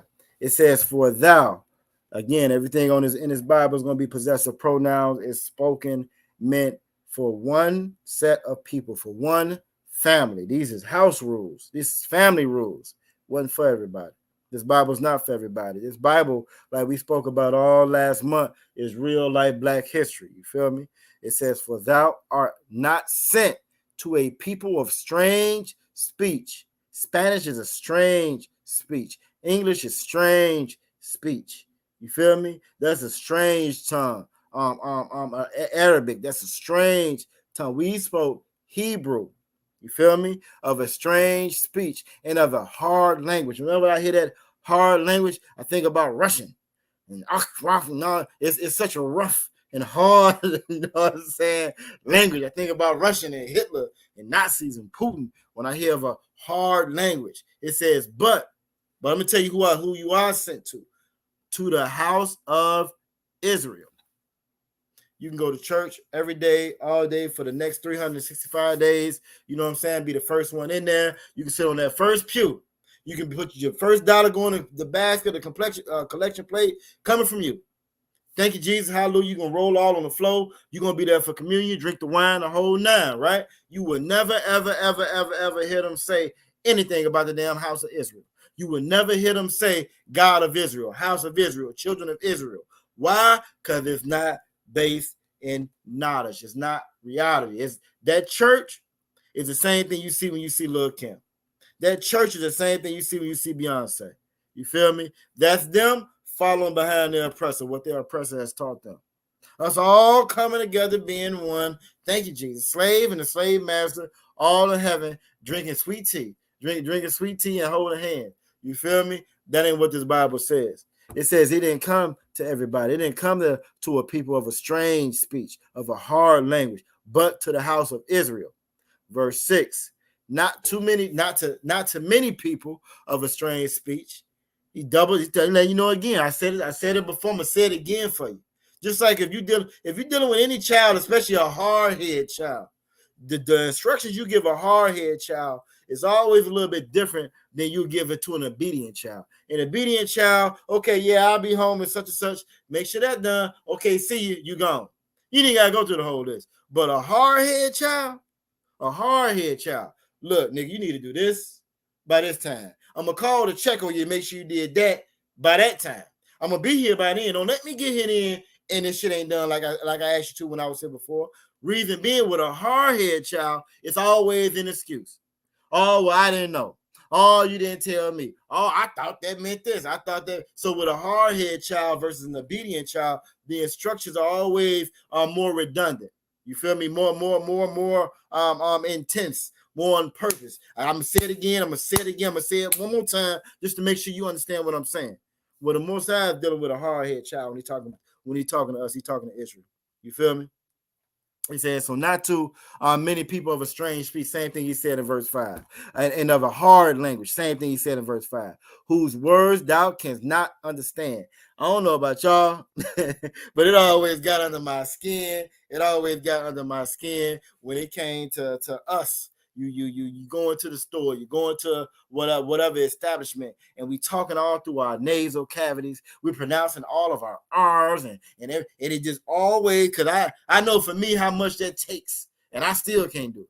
You feel me? Because again, it's not our language. It's not a language that we understand. We take it, we chop it up, we're gonna say what the hell it meant, and that's gonna be it. Why? Because that's just who we are.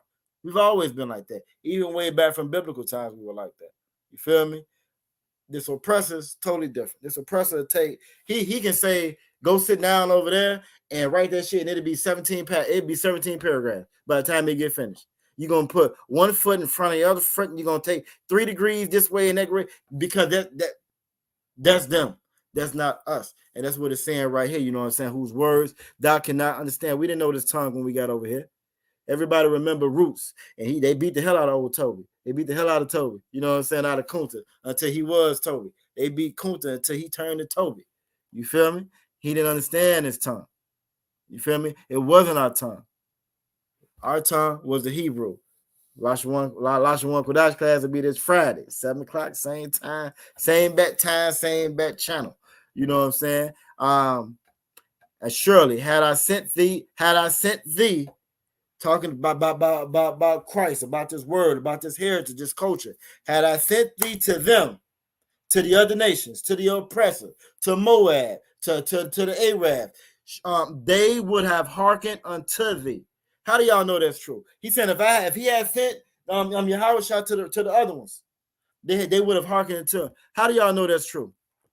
Akwab Nizam and I said, Khan Al-Kwan, so you have to break it all. Look, you got to break it all the way down. You can't leave them no excuses. You can't leave them no outs. You know I told you 17 times before I left, take the damn trash out. The trash is right here. I'm here, home, after work. I'm looking at the trash looking at me. But you know I said it 17 times before I left. That's Israel. That's us. Real talk, that's us. But in verse 6, he's saying that had I sent thee to them, to the other nations, they would have hearkened unto thee. You feel me? Verse 7 says, but the house of Israel will not hearken or listen unto thee, for they will not hearken unto me. We won't listen to the Most High. For all the house of Israel are impudent and hard-hearted. Again, that heart is your mind. Stubborn, hard. You can't tell us nothing, right? That's us. That's Israel. It says impudent. Let's pull that word up. But who is the when I say them, right? Who is the them? Who is the them? And I guess a better way is, how do y'all know this verse right here is true? And what examples have y'all seen that? Akbar Nizam and I said we are a hard-headed nation. Absolutely. Absolutely. We are a hard-headed nation. I'm gonna pull up this word impudent. Pull that up real quick.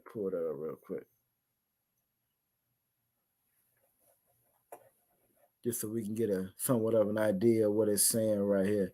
Impudent and hard-hearted. Hard-hearted, hard-headed, stubborn, won't listen. Let's pull up this word impudent real quick so y'all can kind of see what this means. But how do we know that what he's saying right here is true? What other examples have y'all seen what he's saying right here? How do you know if Yahweh Shai, this word, this heritage, this culture, if God himself had given himself to the other nations like he gave himself to us, right? How he made them his people like he made us his people. How do you know what he's saying right here is true? That they would have listened. How you know they would have listened? Let's share the Miriam. All right, so for impudent, it says marked by contemptuous or cocky boldness or disregard of others, insolent, lacking modesty. Let's look up contemptuous. Contemptuous, manifesting, feeling, or expressing deep hatred or disapproval, feeling or showing contempt. We be out there at camp. No lie, we be out there at camp. We be out there at camp telling our brothers and sisters, y'all the best thing walking, right? The Lord loves you, don't love nobody else. The whole world based on you, whole Bible based on you. You are God's chosen people above all nations. Now, you can't eat pork. You know what our people say as soon as we say you can't eat pork? Oh, I ain't giving them no bacon. Oh, hell no, I ain't giving them no bacon. Can't celebrate your birthdays. We was out there, one of our last camps we did. Officer Mataza Karar was on the mic. You feel me? The sister heard, she with her. Boy, y'all brothers is beautiful. She out there with her granddaughter. Y'all brothers is beautiful. This is lovely. This is lovely. Officer Mataza Karar must have said, we ain't supposed to be celebrating birthday. Oh, I don't know about that. That's what said. I don't know about that. I don't know about me not celebrating no birthday. I'm not giving up my birthday. She said, I'm not giving up my birthday. You feel me? Contemptuous. Contemptuous.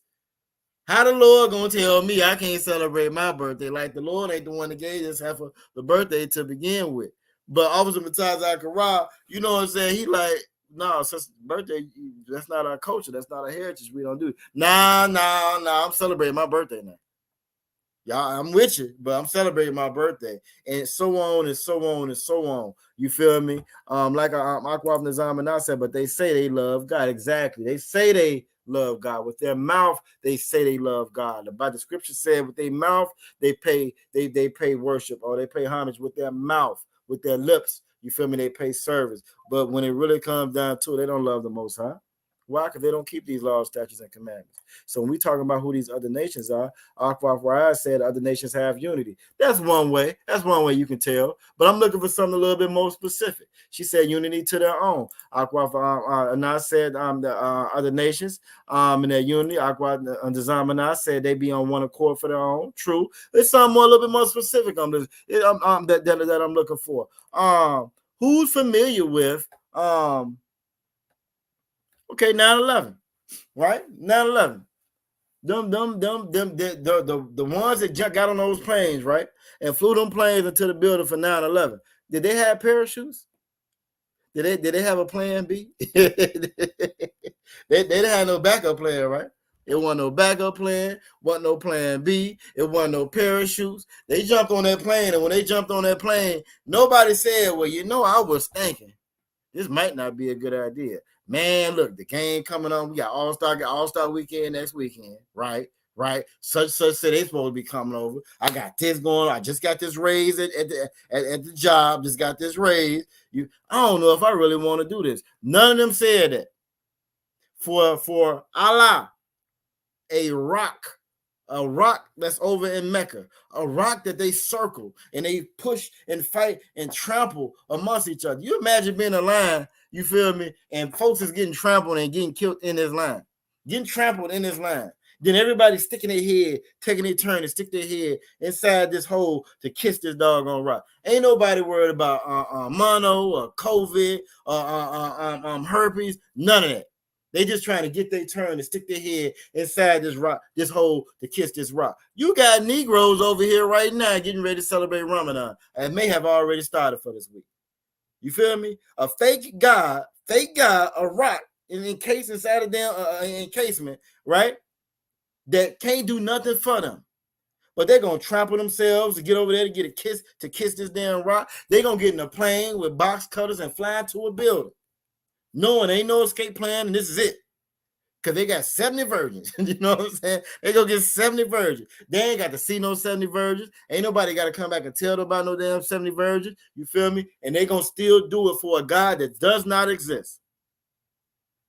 So like when the Most High said, had I gave myself to these other nations, they would have listened to me. For quote unquote white Jesus, these devils took a whole nation, enslaved and killed in the name of white Jesus. You feel me? You saw the devil when we first started talking about the clash, right? We saw the devil. And hopefully y'all go get this video. If not, let me know. I probably should have put the link into the chat to make sure you get it, because over time sometimes it gets a little bit harder to find.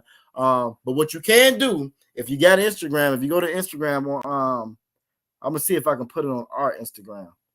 I'm gonna see if I can copy it from is the cat that do Hebrews and Negroes. He have it on his, and he actually got the actual video. When you see the devil walk up, pull all the stuff over him, light the match, strike the lighter, finally hit it, and he stands there and holds it strong. Free Palestine, free Palestine, free Palestine. You feel me?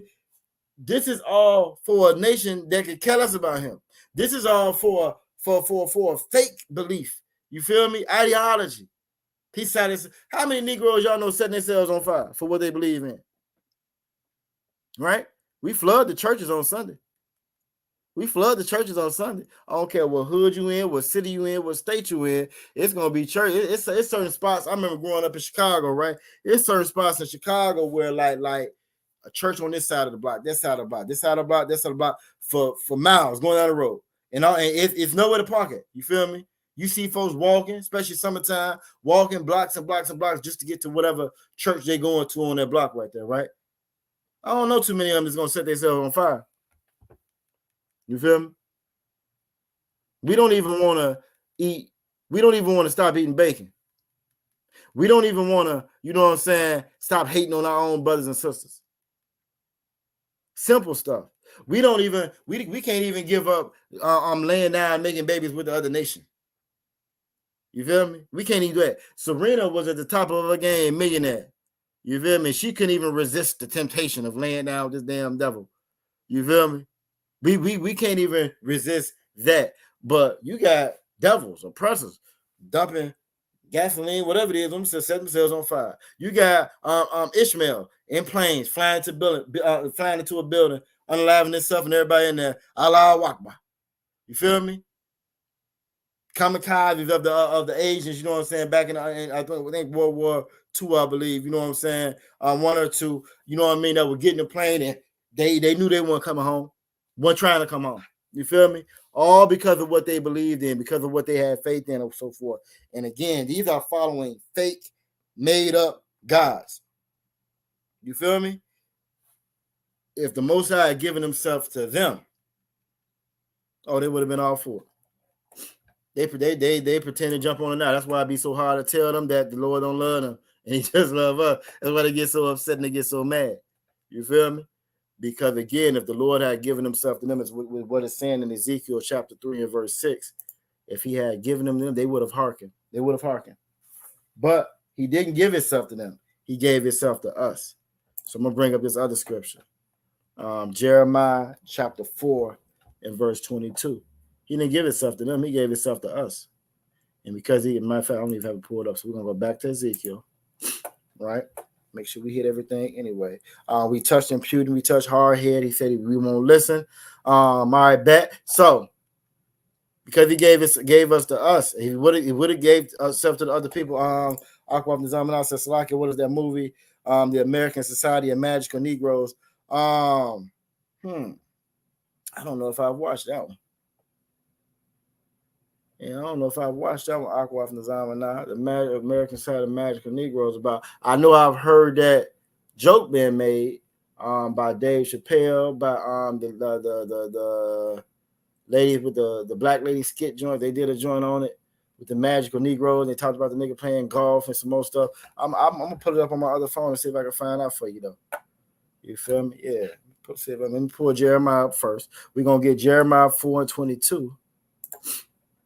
Yeah, that sounds like something I want to watch.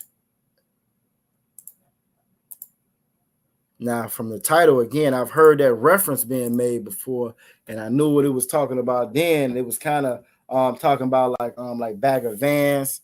That's a cat that Will Smith played with the golfing joint, and pretty much how everything that's done, we do it, and we like their muses, you know what I'm saying? Officer Mataz Zakaria said American Society is a new it hasn't come out yet. Oh shit, hold on. I'm talking about something. It says me neither, but it seems like it's uplifting white folks using Negro.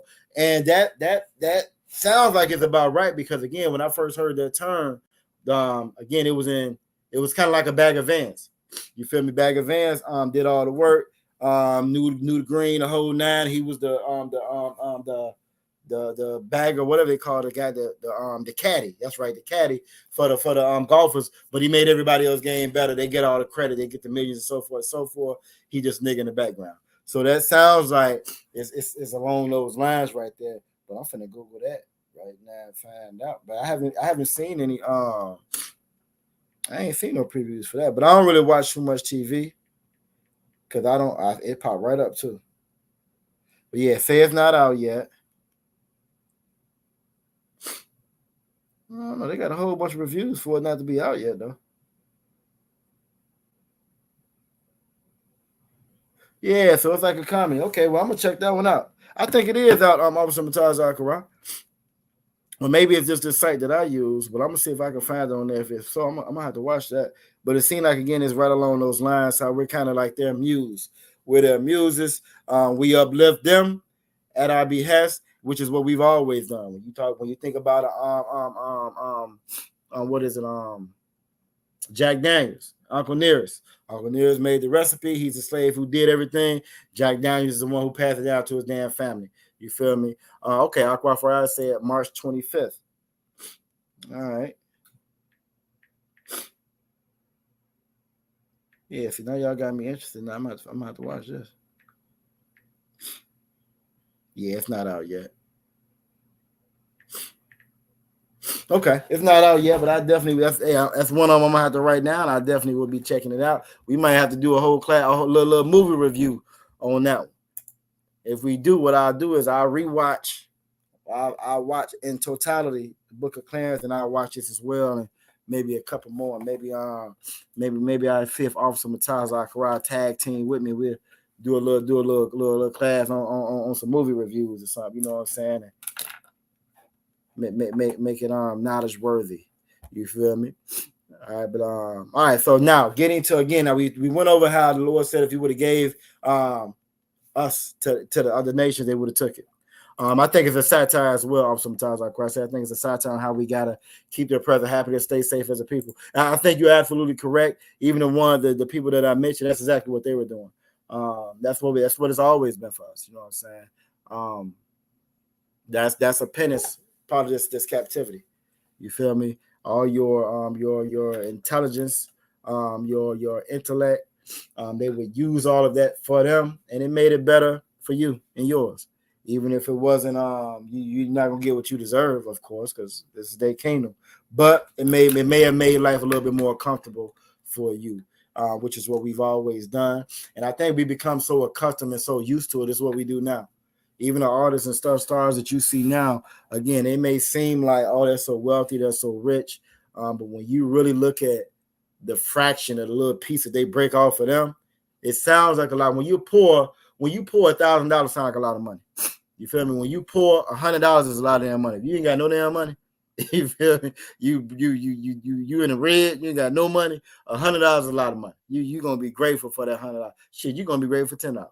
You feel me? So on the same hand, when you hear LeBron James, a billionaire, a millionaire, so forth, it sounds like a lot to you. To the ones that's breaking them off, when you really look at what they brought to those different organizations and those institutions, what they've really made for them, it's a penny. It's a small fraction. It's 1% of what they made for the ones they're getting it for. You feel me? It just sounds good to the poor man. Sound good to the slave. You know what I'm saying? But yeah, we definitely gonna check that out and talk about that one then. We're gonna hit Jeremiah 4:22 before we get up out of here. Jeremiah 4:22 says, for my people, sometimes Akra said exactly. Money is completely relative. It's absolutely relative, and we have no idea about wealth, about money, none whatsoever. We like when I brought out that stat, about the Afghanistan war, and I told you how America paid $303 million every day for 20 years straight, every day. Like that sounds like so crazy to me, but it was just another report that I read 2 days ago, and it said that they're coming up on this year 2024. They're gonna have more. This is gonna be the year where the most wealth has ever passed hands before, right? or like 90-some trillion is getting ready to go to the next generation of these wealthy folks. 90 trillion. You feel me? Yep. 90 trillion going to these little oppressors that they about to pass down to them. Even though we done been in a recession, it's done been bad economy. All those lies they tell you that we believe again. So what Officer Mataz Zachariah is saying, money is so relative, and we don't even realize that we are the wealth, we are the money, that we are owed so much. We think if they give me $10 million, they give every black family $10 million. Everything is even Stevens, it's square, we good. They ain't got to say nothing else to me no more. And that's just a drop in the bucket of what they owe us. It's a drop in the damn bucket of what they owe us. Officer Mataz Zachariah said if we all had $1 million, then $1 million would be nothing. That's absolutely correct. They keep our people poor, so their money is valuable. And that's absolutely correct. When you look back on the housing market, right?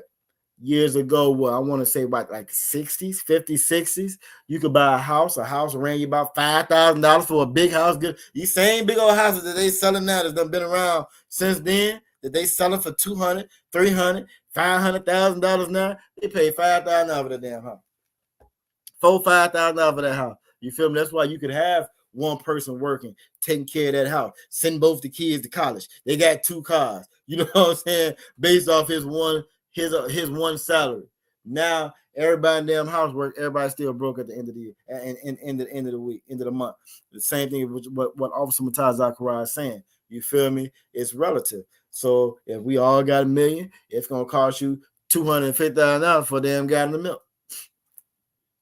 Hey, you want to drink? What you want to do? You know what I'm saying? What you want to do? Cool, I give you $1 million. I give you $1 million, no problem. But this is gonna cost that much, and it's gonna cost you $12 million for a damn house.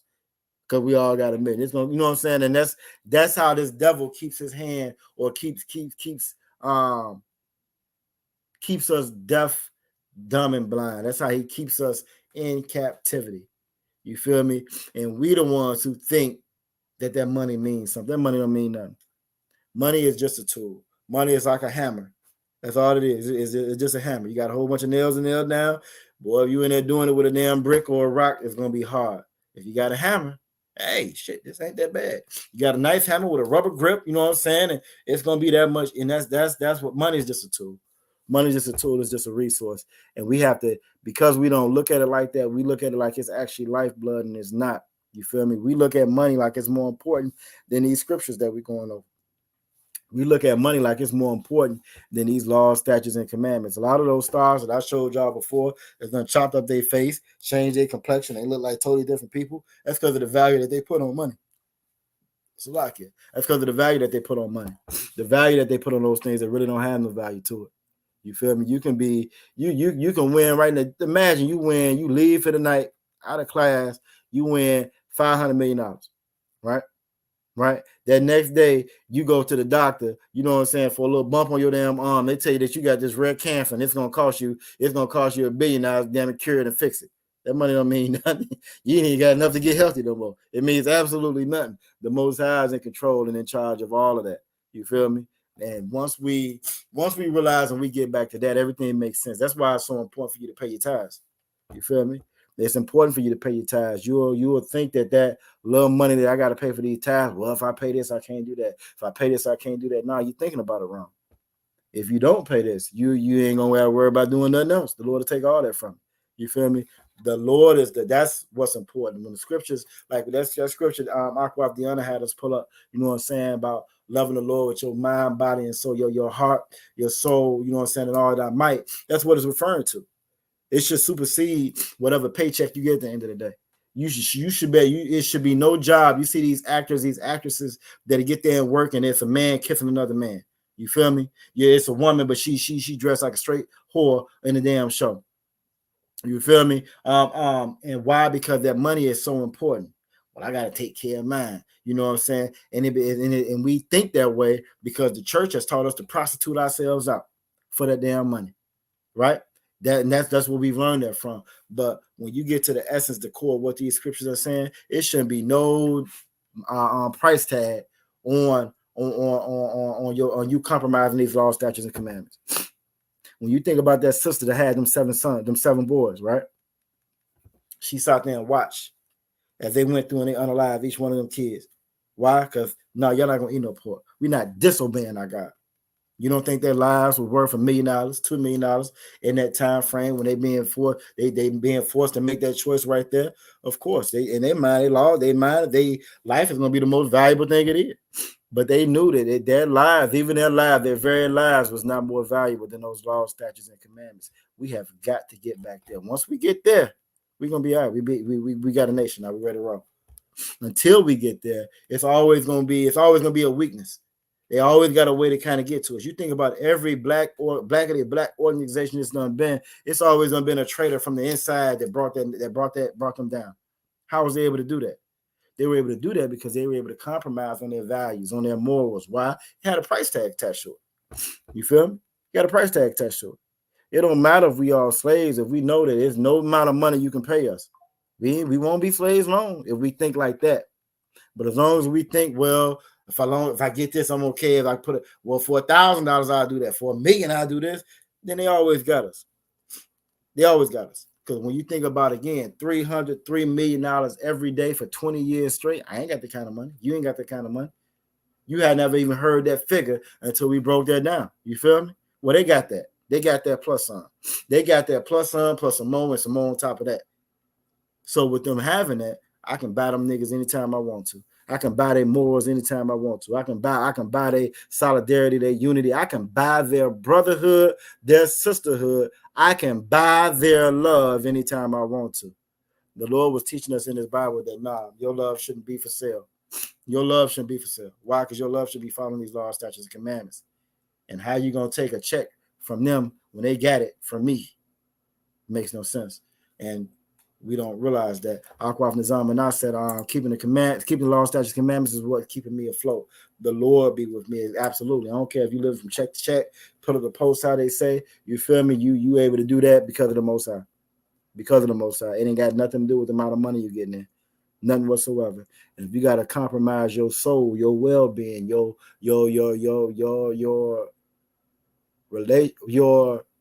status or your position with the Most High, if it compromises the spirit that the Most High, his spirit he gives to you for that money, it ain't worth it.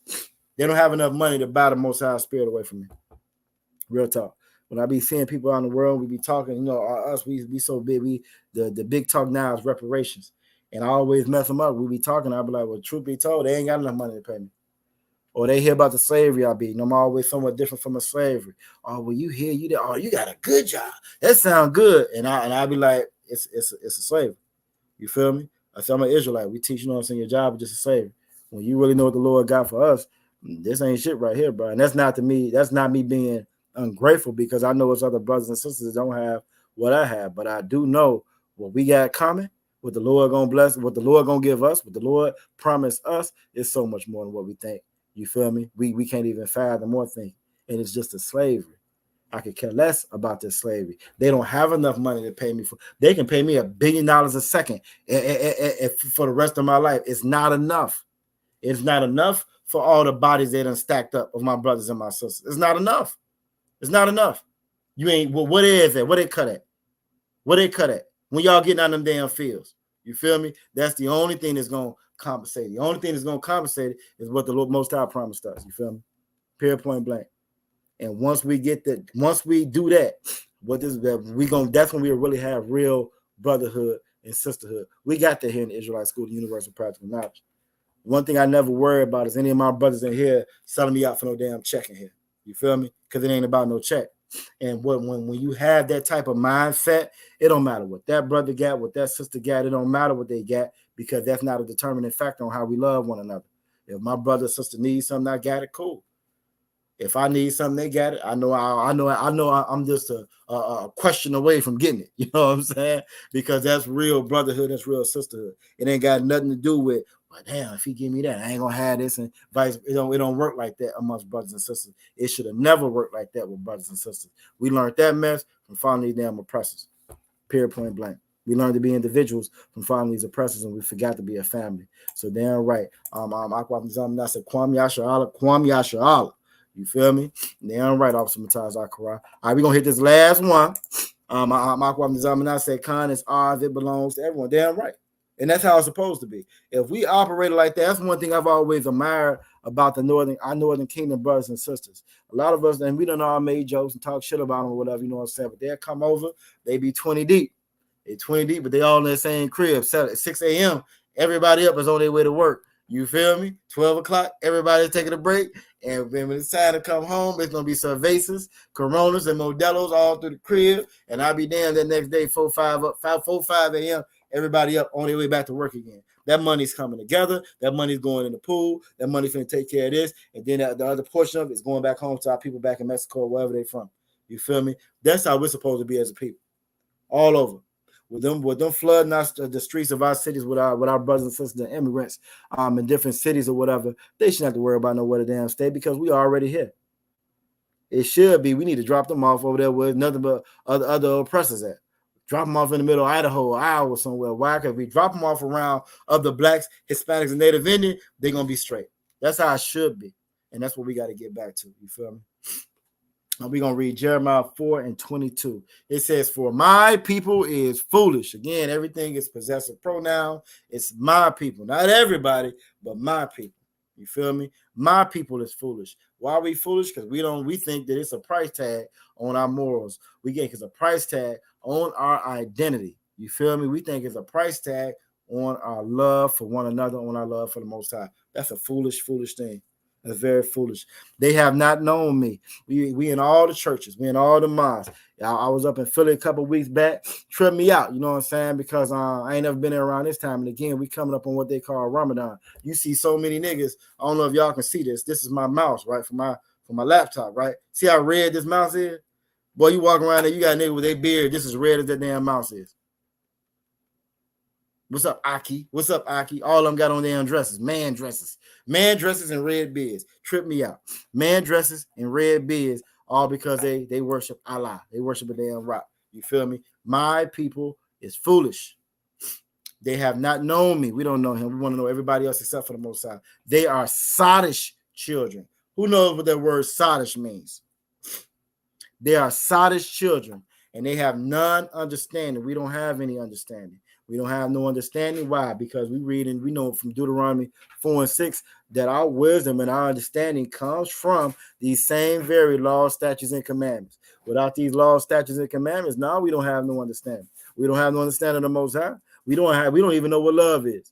Why? Because we don't follow these laws, statutes, and commandments. And this is where our wisdom and our knowledge and our understanding comes from. Like we read in Deuteronomy 4:6. You know what I'm saying? They are wise to do evil. We so quick to do evil. Y'all can jump on TikTok. You can jump on Instagram, any platform there is, and I guarantee it's gonna be a nigga on there that say he Jesus. If he ain't Jesus, he some kind of 9 ether god or this or that or whatever. But he gonna have some kind of knowledge that he kicking to you, and it's gonna be 1,000 people in that damn room listening. Guaranteed. They gonna what grand rising this and all this other, all this other, you know what I'm saying, garbage that we believe in because we are wise to do evil. We're wise to do evil. You feel me? We drop a movie. I'm gonna tell you how to be the best drug dealer in the whole wide world from watching my movie that I just made. We are wise to do evil, right? But to do good, they have no knowledge. When it comes down to doing the right thing, we're oblivious. We're oblivious. And the reason why we're oblivious to doing the right thing, because we're oblivious to these laws, statutes, and commandments.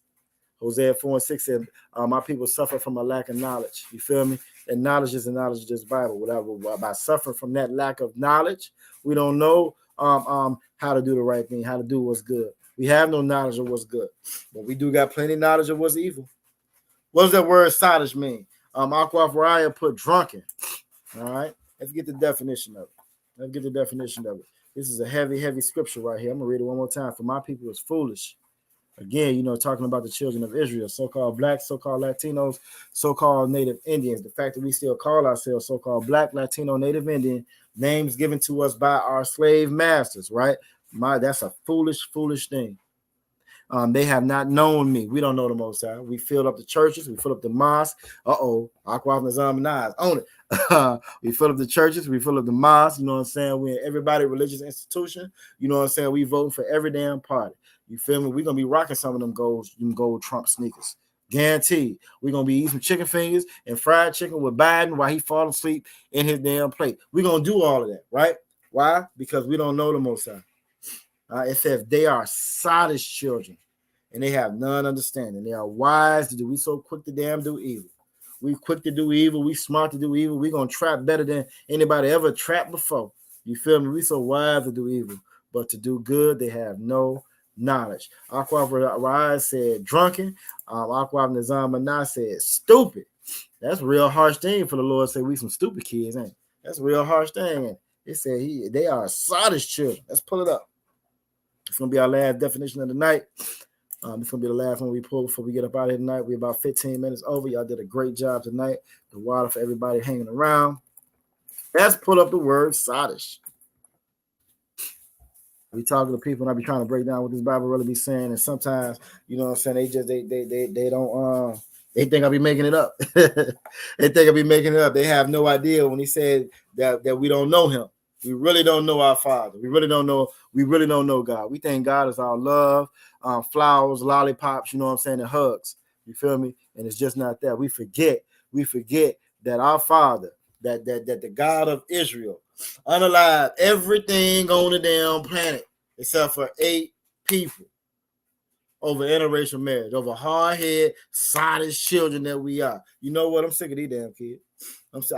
Don't worry about it. Don't worry about it. Everybody gone. Not half the people, not some of the people. Everybody except for 8 people. That's the God we serve. That's the God of Israel. Not this, well, God knows my heart. I'm going to do this, and he just going to understand. You feel me? I'm going to get out there in front of the camp and tell Officer Matazar Kara, nah, I'm going to celebrate my birthday. You playing, that's the God you playing with right there. And this is why he says, this is why he calls us sottish. The definition of sottish, like Aqua Friday said, drunken, right? When you drunken, you don't know what the hell you're doing. You get drunk, you just dead. You know what I'm saying? You don't know what you're doing. You feel me? You reckless. You reckless, you're happy, you're sad, you whatever it is, you're not in control of. You feel me? But then they said also dotish, stupid. You feel me? Like Akhlaf Nizam Manah said, stupid. So you imagine it. The Lord is saying, y'all some stupid ass kids. You feel me? Y'all some stupid kids. Y'all really are. And when you really think about, you know what I'm saying, the promises, the inheritance, everything the Lord has for us, then you think you compare that in contrast with the poverty. You feel me? The despair, the sickness, the death that we've been through and that we continue to keep going through now. How could you not want something better? You go to work for your damn slave master 7 days a damn week. You hear their mouth, they talk down to you, get paid pennies, but you'll do that in pursuit of a better life. With the Most High, I promise you all of that. You just gotta don't eat bacon, don't eat pork. You feel me? Don't hate your brother. You feel me? That's it. Simple. Real simple. Follow these laws, statutes, and commandments. Love one another like y'all love one another, like, you know what I'm saying, like you love yourself. Do that. Don't be selfish. Put your brother and your sister first before you. Fight for this nation. Do what I say do. If you do that, I'm gonna give you all that. As a matter of fact, you know what I'm saying, we read last week. I'm gonna give you that. I'm gonna give you what your mind can't even fathom yet. You feel me? You will scrape, hustle, whatever for this oppressor. When he gonna give you pennies, then he gonna take that away from you. Like Officer Mataz Zachariah said, money is relative. He gonna find some kind of way to take that back from you anyway. You feel me? You'll do that for him. You will circle a rock, trample each other, circle a rock for a God that belongs to another people that's not even your people, to push your head in a damn hole, to kiss a rock. You'll do that for them. You will jump in a plane, fly to the plane, burn the whole building down. You'll do that for them. You will stand in line 16, 18 hours to vote for people that'll come out months later and break your heart and pass all kind of laws that go against you. You feel me? Go directly against you and your people. You'll do that. You done voted for 150, 200 some years, ain't got nothing to show for it. You still fighting to be a human. You feel me? Same people that told you you're 3/5 of a human being. All the people that rape, rob, and murder you, you fight for them. They put the Indians on damn reservation on concentration camps. You feel me? You'll fight for them. You'll fly your American flag for them. But you won't do this for me. You won't follow these laws, statutes, and commandments for me. And this is why the Lord calls us a sottish children. That's a stupid thing to do. You feel me? And with that, make sure we don't have no questions, comments, concerns nowhere else. All right. And with that, we're going to go ahead and take it off the screen. It's been a good class. A couple of them, like always, that we did. I'm going to cross out what we did. Make sure we don't revisit none of those. We good on that. Damn, I still didn't hit the damn scripture. We're going to get to it, though. We're going to get to it. I'm trying to think. If I'm going to show you one more before I leave. Yeah, let me show you one more picture before I leave. I'm going to stop this screen, right? Show you something else that's sodish. And there's so many different examples of it. You know what I'm saying? There's so many examples of it all in front of our face. And we don't even care. We don't even pay attention to it. Just like we read last week, you know what I'm saying? An ox knows his owner, as knows his master crib. When it comes to Israel, we look like this. One of the greatest baseball players ever. Look at him. That's sodish. That's very sodish right there. That's sodish right there. You feel me? It's the man, it's the woman. And then this is the wealthy of us. This ain't even a poor. So you imagine what that brother that ain't got nothing, what he going through, what's going through his mind. You feel me? When these are the ones he's looking up to, he's trying to be like. No, we need to try to be like what the Most High called us to be. Zephaniah 2:1 says, "Gather yourself together, O nation undesired." It don't matter if nobody else want us. You feel me? If as long as we want and care for each other, we wouldn't be looking like this brother right here in this picture. You feel me? That's sodish. The water, aqua. We're gonna stop this. I'm gonna go ahead and matter of fact, I might leave it up on the damn screen while I'm reading the announcements. I might leave that up on the screen while we read. You know what I'm saying? We'll leave that up. Let me get these announcements.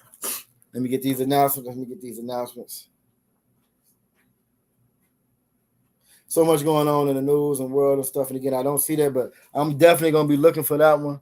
American Society of Magical Negroes. It sounds like they're going to be right on my alley. All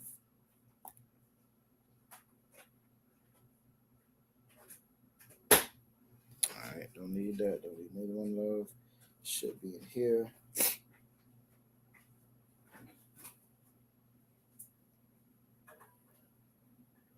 Again, if y'all have not looked at that video of the soldier showing how much faith and how much commitment he got, y'all make sure y'all look that up. It's a beautiful, beautiful, beautiful video to see. Again, put a smile on my face. You feel me? Put a smile on my damn face. And what's so crazy, the Lord ain't telling you to go out there and, you know what I'm saying, show your faith like that. All you got to do is not eat bacon. Not eat shrimp, lobster, and crab. You feel me? Don't celebrate your birthday. Don't celebrate on Mother's Day, Father's Day, Christmas. That's it. You ain't got to set yourself on fire. You know what I'm saying? You ain't got to set yourself on fire. None of that. You know what I mean? Aquaf Nizamana. Oh, yeah, that's Sammy Sosa, Aquaf Nizamana. Sure is. Yeah. Don't even look like him, though. Don't even look like a guy. Look like Cass with a friendly ghost, no. Like Cass with a friendly ghost. And again, it goes right back to what we were saying as far as how much we hate ourselves. So we're going to leave him up on the screen while I read these security now. You feel me? But we are the Israelite School of Universal Practical Knowledge. Started out of 1 West 125th Street out of Harlem, New York, under Commander General Yohana. And since 1969, we've been teaching the truth of the Bible to so-called blacks, so-called Latinos, so-called Native Indians. Our God's chosen people. You feel me? We're not affiliated with any Christian organization or any fake Israelite group. We love one another. We're supposed to love one another, like the Most High told us to do so. And this is where you come to learn it. If not, you end up looking like this fool right here. You end up looking real sodish, looking like this fool right here. Again, you think about all the money he amassed over the years. And this is how he spent it. This is what he loved for it. All right. Rule for new brother or sister. When new brother or sister come to the school, they're off limit for 6 months. They ought to be saluted only. They're here to share themselves with the world. They need transportation. The teacher will arrange it. After 6 months, if a brother or sister has an interest in a particular person, he or she must get permission from the head to speak to her brother or sister. There's another 6 months in which the brother and sister will court each other. After the 6 month period, the brother and sister will get permission from the head to marry. My battery ain't plugged in. Get permission from the head to marry. Hold on. Almost lost y'all. Almost ran out of juice. Didn't even realize I'm showing plug up. And after the 6 months, again, they get permission from the head to marry. Tithes, which is a commandment found in Numbers chapter 18, verse 21, and Malachi chapter 3, verses 8 through 10. It means 10th in the Hebrew, ma'ashara. If you didn't know that, that means you need to be in this Lashon Kodash class come Friday, 7 p.m. 10% of every penny of any increase the Most High gives you, you want to give to the Treasury Department or the teacher. We also have a priest fund. That priest fund is a free will offering. And whatsoever amount that you would like to give is not mandatory. And we are very gracious for whatever we get here at the school. I know I'm working on upcoming holy convocations. We have the Passover. The Passover started April 17th. Is going to be the Lamb Slaughter. So from April 17th to April 20th is going to be the actual Passover. That's Saturday. In Durham, North Carolina, $200 for your Passover fee. 17 and older, 200. 17 and younger is going to be free. It's going to be events going on all throughout the week. Make sure you pay that Passover fee. Y'all come and check us out if you haven't been. Again, it's a beautiful, beautiful thing to behold. If there's any brother that wants to be a trooper in the school, make sure you add on all black boots, shirts, pants, headband, and war scarf. And with that, the water for everybody being in class tonight. We're going to go ahead and end it. I'm going to play a Passover promotion so y'all can see it again just to make sure we all see it. The water for everybody being here. Again, we are always very appreciative of everybody. We're always appreciative of everybody. The water for everybody being here. And Shalom, Israel. Yahweh Shem Yahweh Shah Barakatah to the brothers. Yahweh Shem Alatham Bashem Yahweh Shah to the sisters. Good night.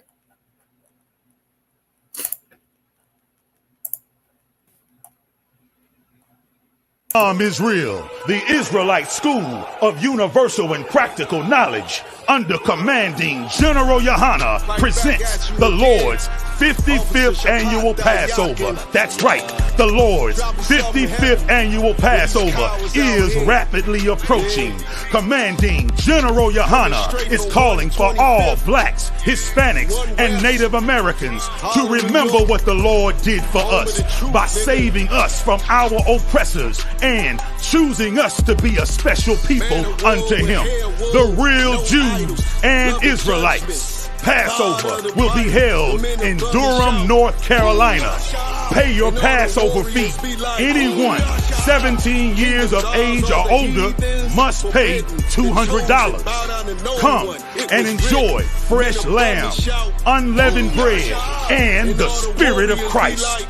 Can't wait to see you all there, Israel. Shalom. Gathered on streets and corners, all is feeling righteous. Real particular, nobody us in here, but this is about an oppressive, fucked up system designed to keep niggas down and shit. Y'all wouldn't know nothing about that. What about you, little nigga? You know about that? Yes. Oh, you know about that? Tell me what you know about that. Tell me what you think about that.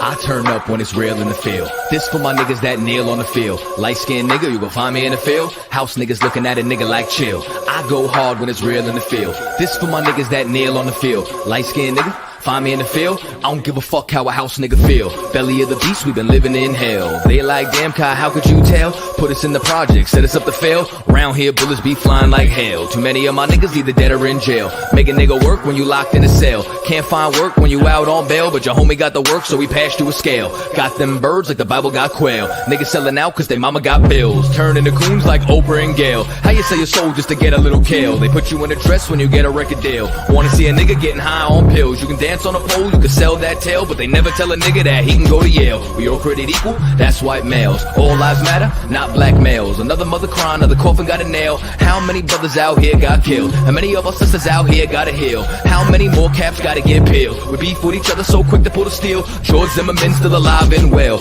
I turn up when it's real in the field. This for my niggas that kneel on the field. Light-skinned nigga, you can find me in the field. House niggas looking at a nigga like chill. I go hard when it's real in the field. This for my niggas that kneel on the field. Light-skinned nigga, find me in the field. I don't give a fuck how a house nigga feel. I turn up when it's real in the field. Feel. This for my niggas that nail on the field. Feel. Light-skinned nigga, you gon' find me in the field. Feel. House niggas looking at a nigga like chill. Chill. Yo, chill! The industrial complex is a system situated at the intersection of government and private interests. It uses prisons as a solution to social, political, and economic problems. It includes human rights violations, the death penalty, slave labor, policing, courts, the media, political prisoners, and the elimination of dissent. They just want us to die in silence.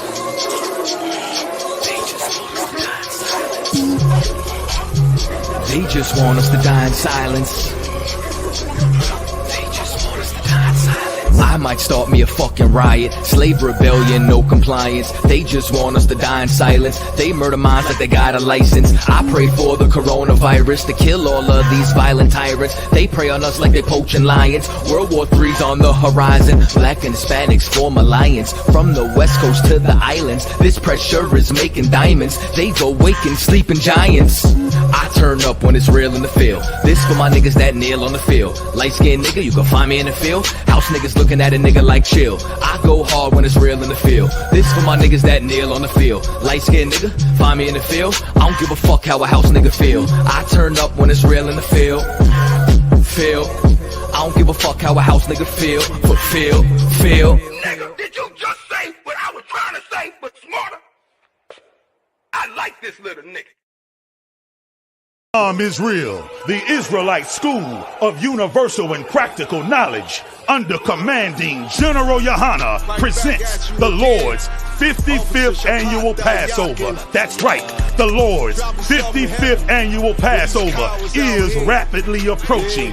Commanding General Yohana is calling for all blacks, Hispanics, and Native Americans to remember what the Lord did for us by saving us from our oppressors and choosing us to be a special people unto Him, the real Jews and Israelites. Passover will be held in Durham, North Carolina.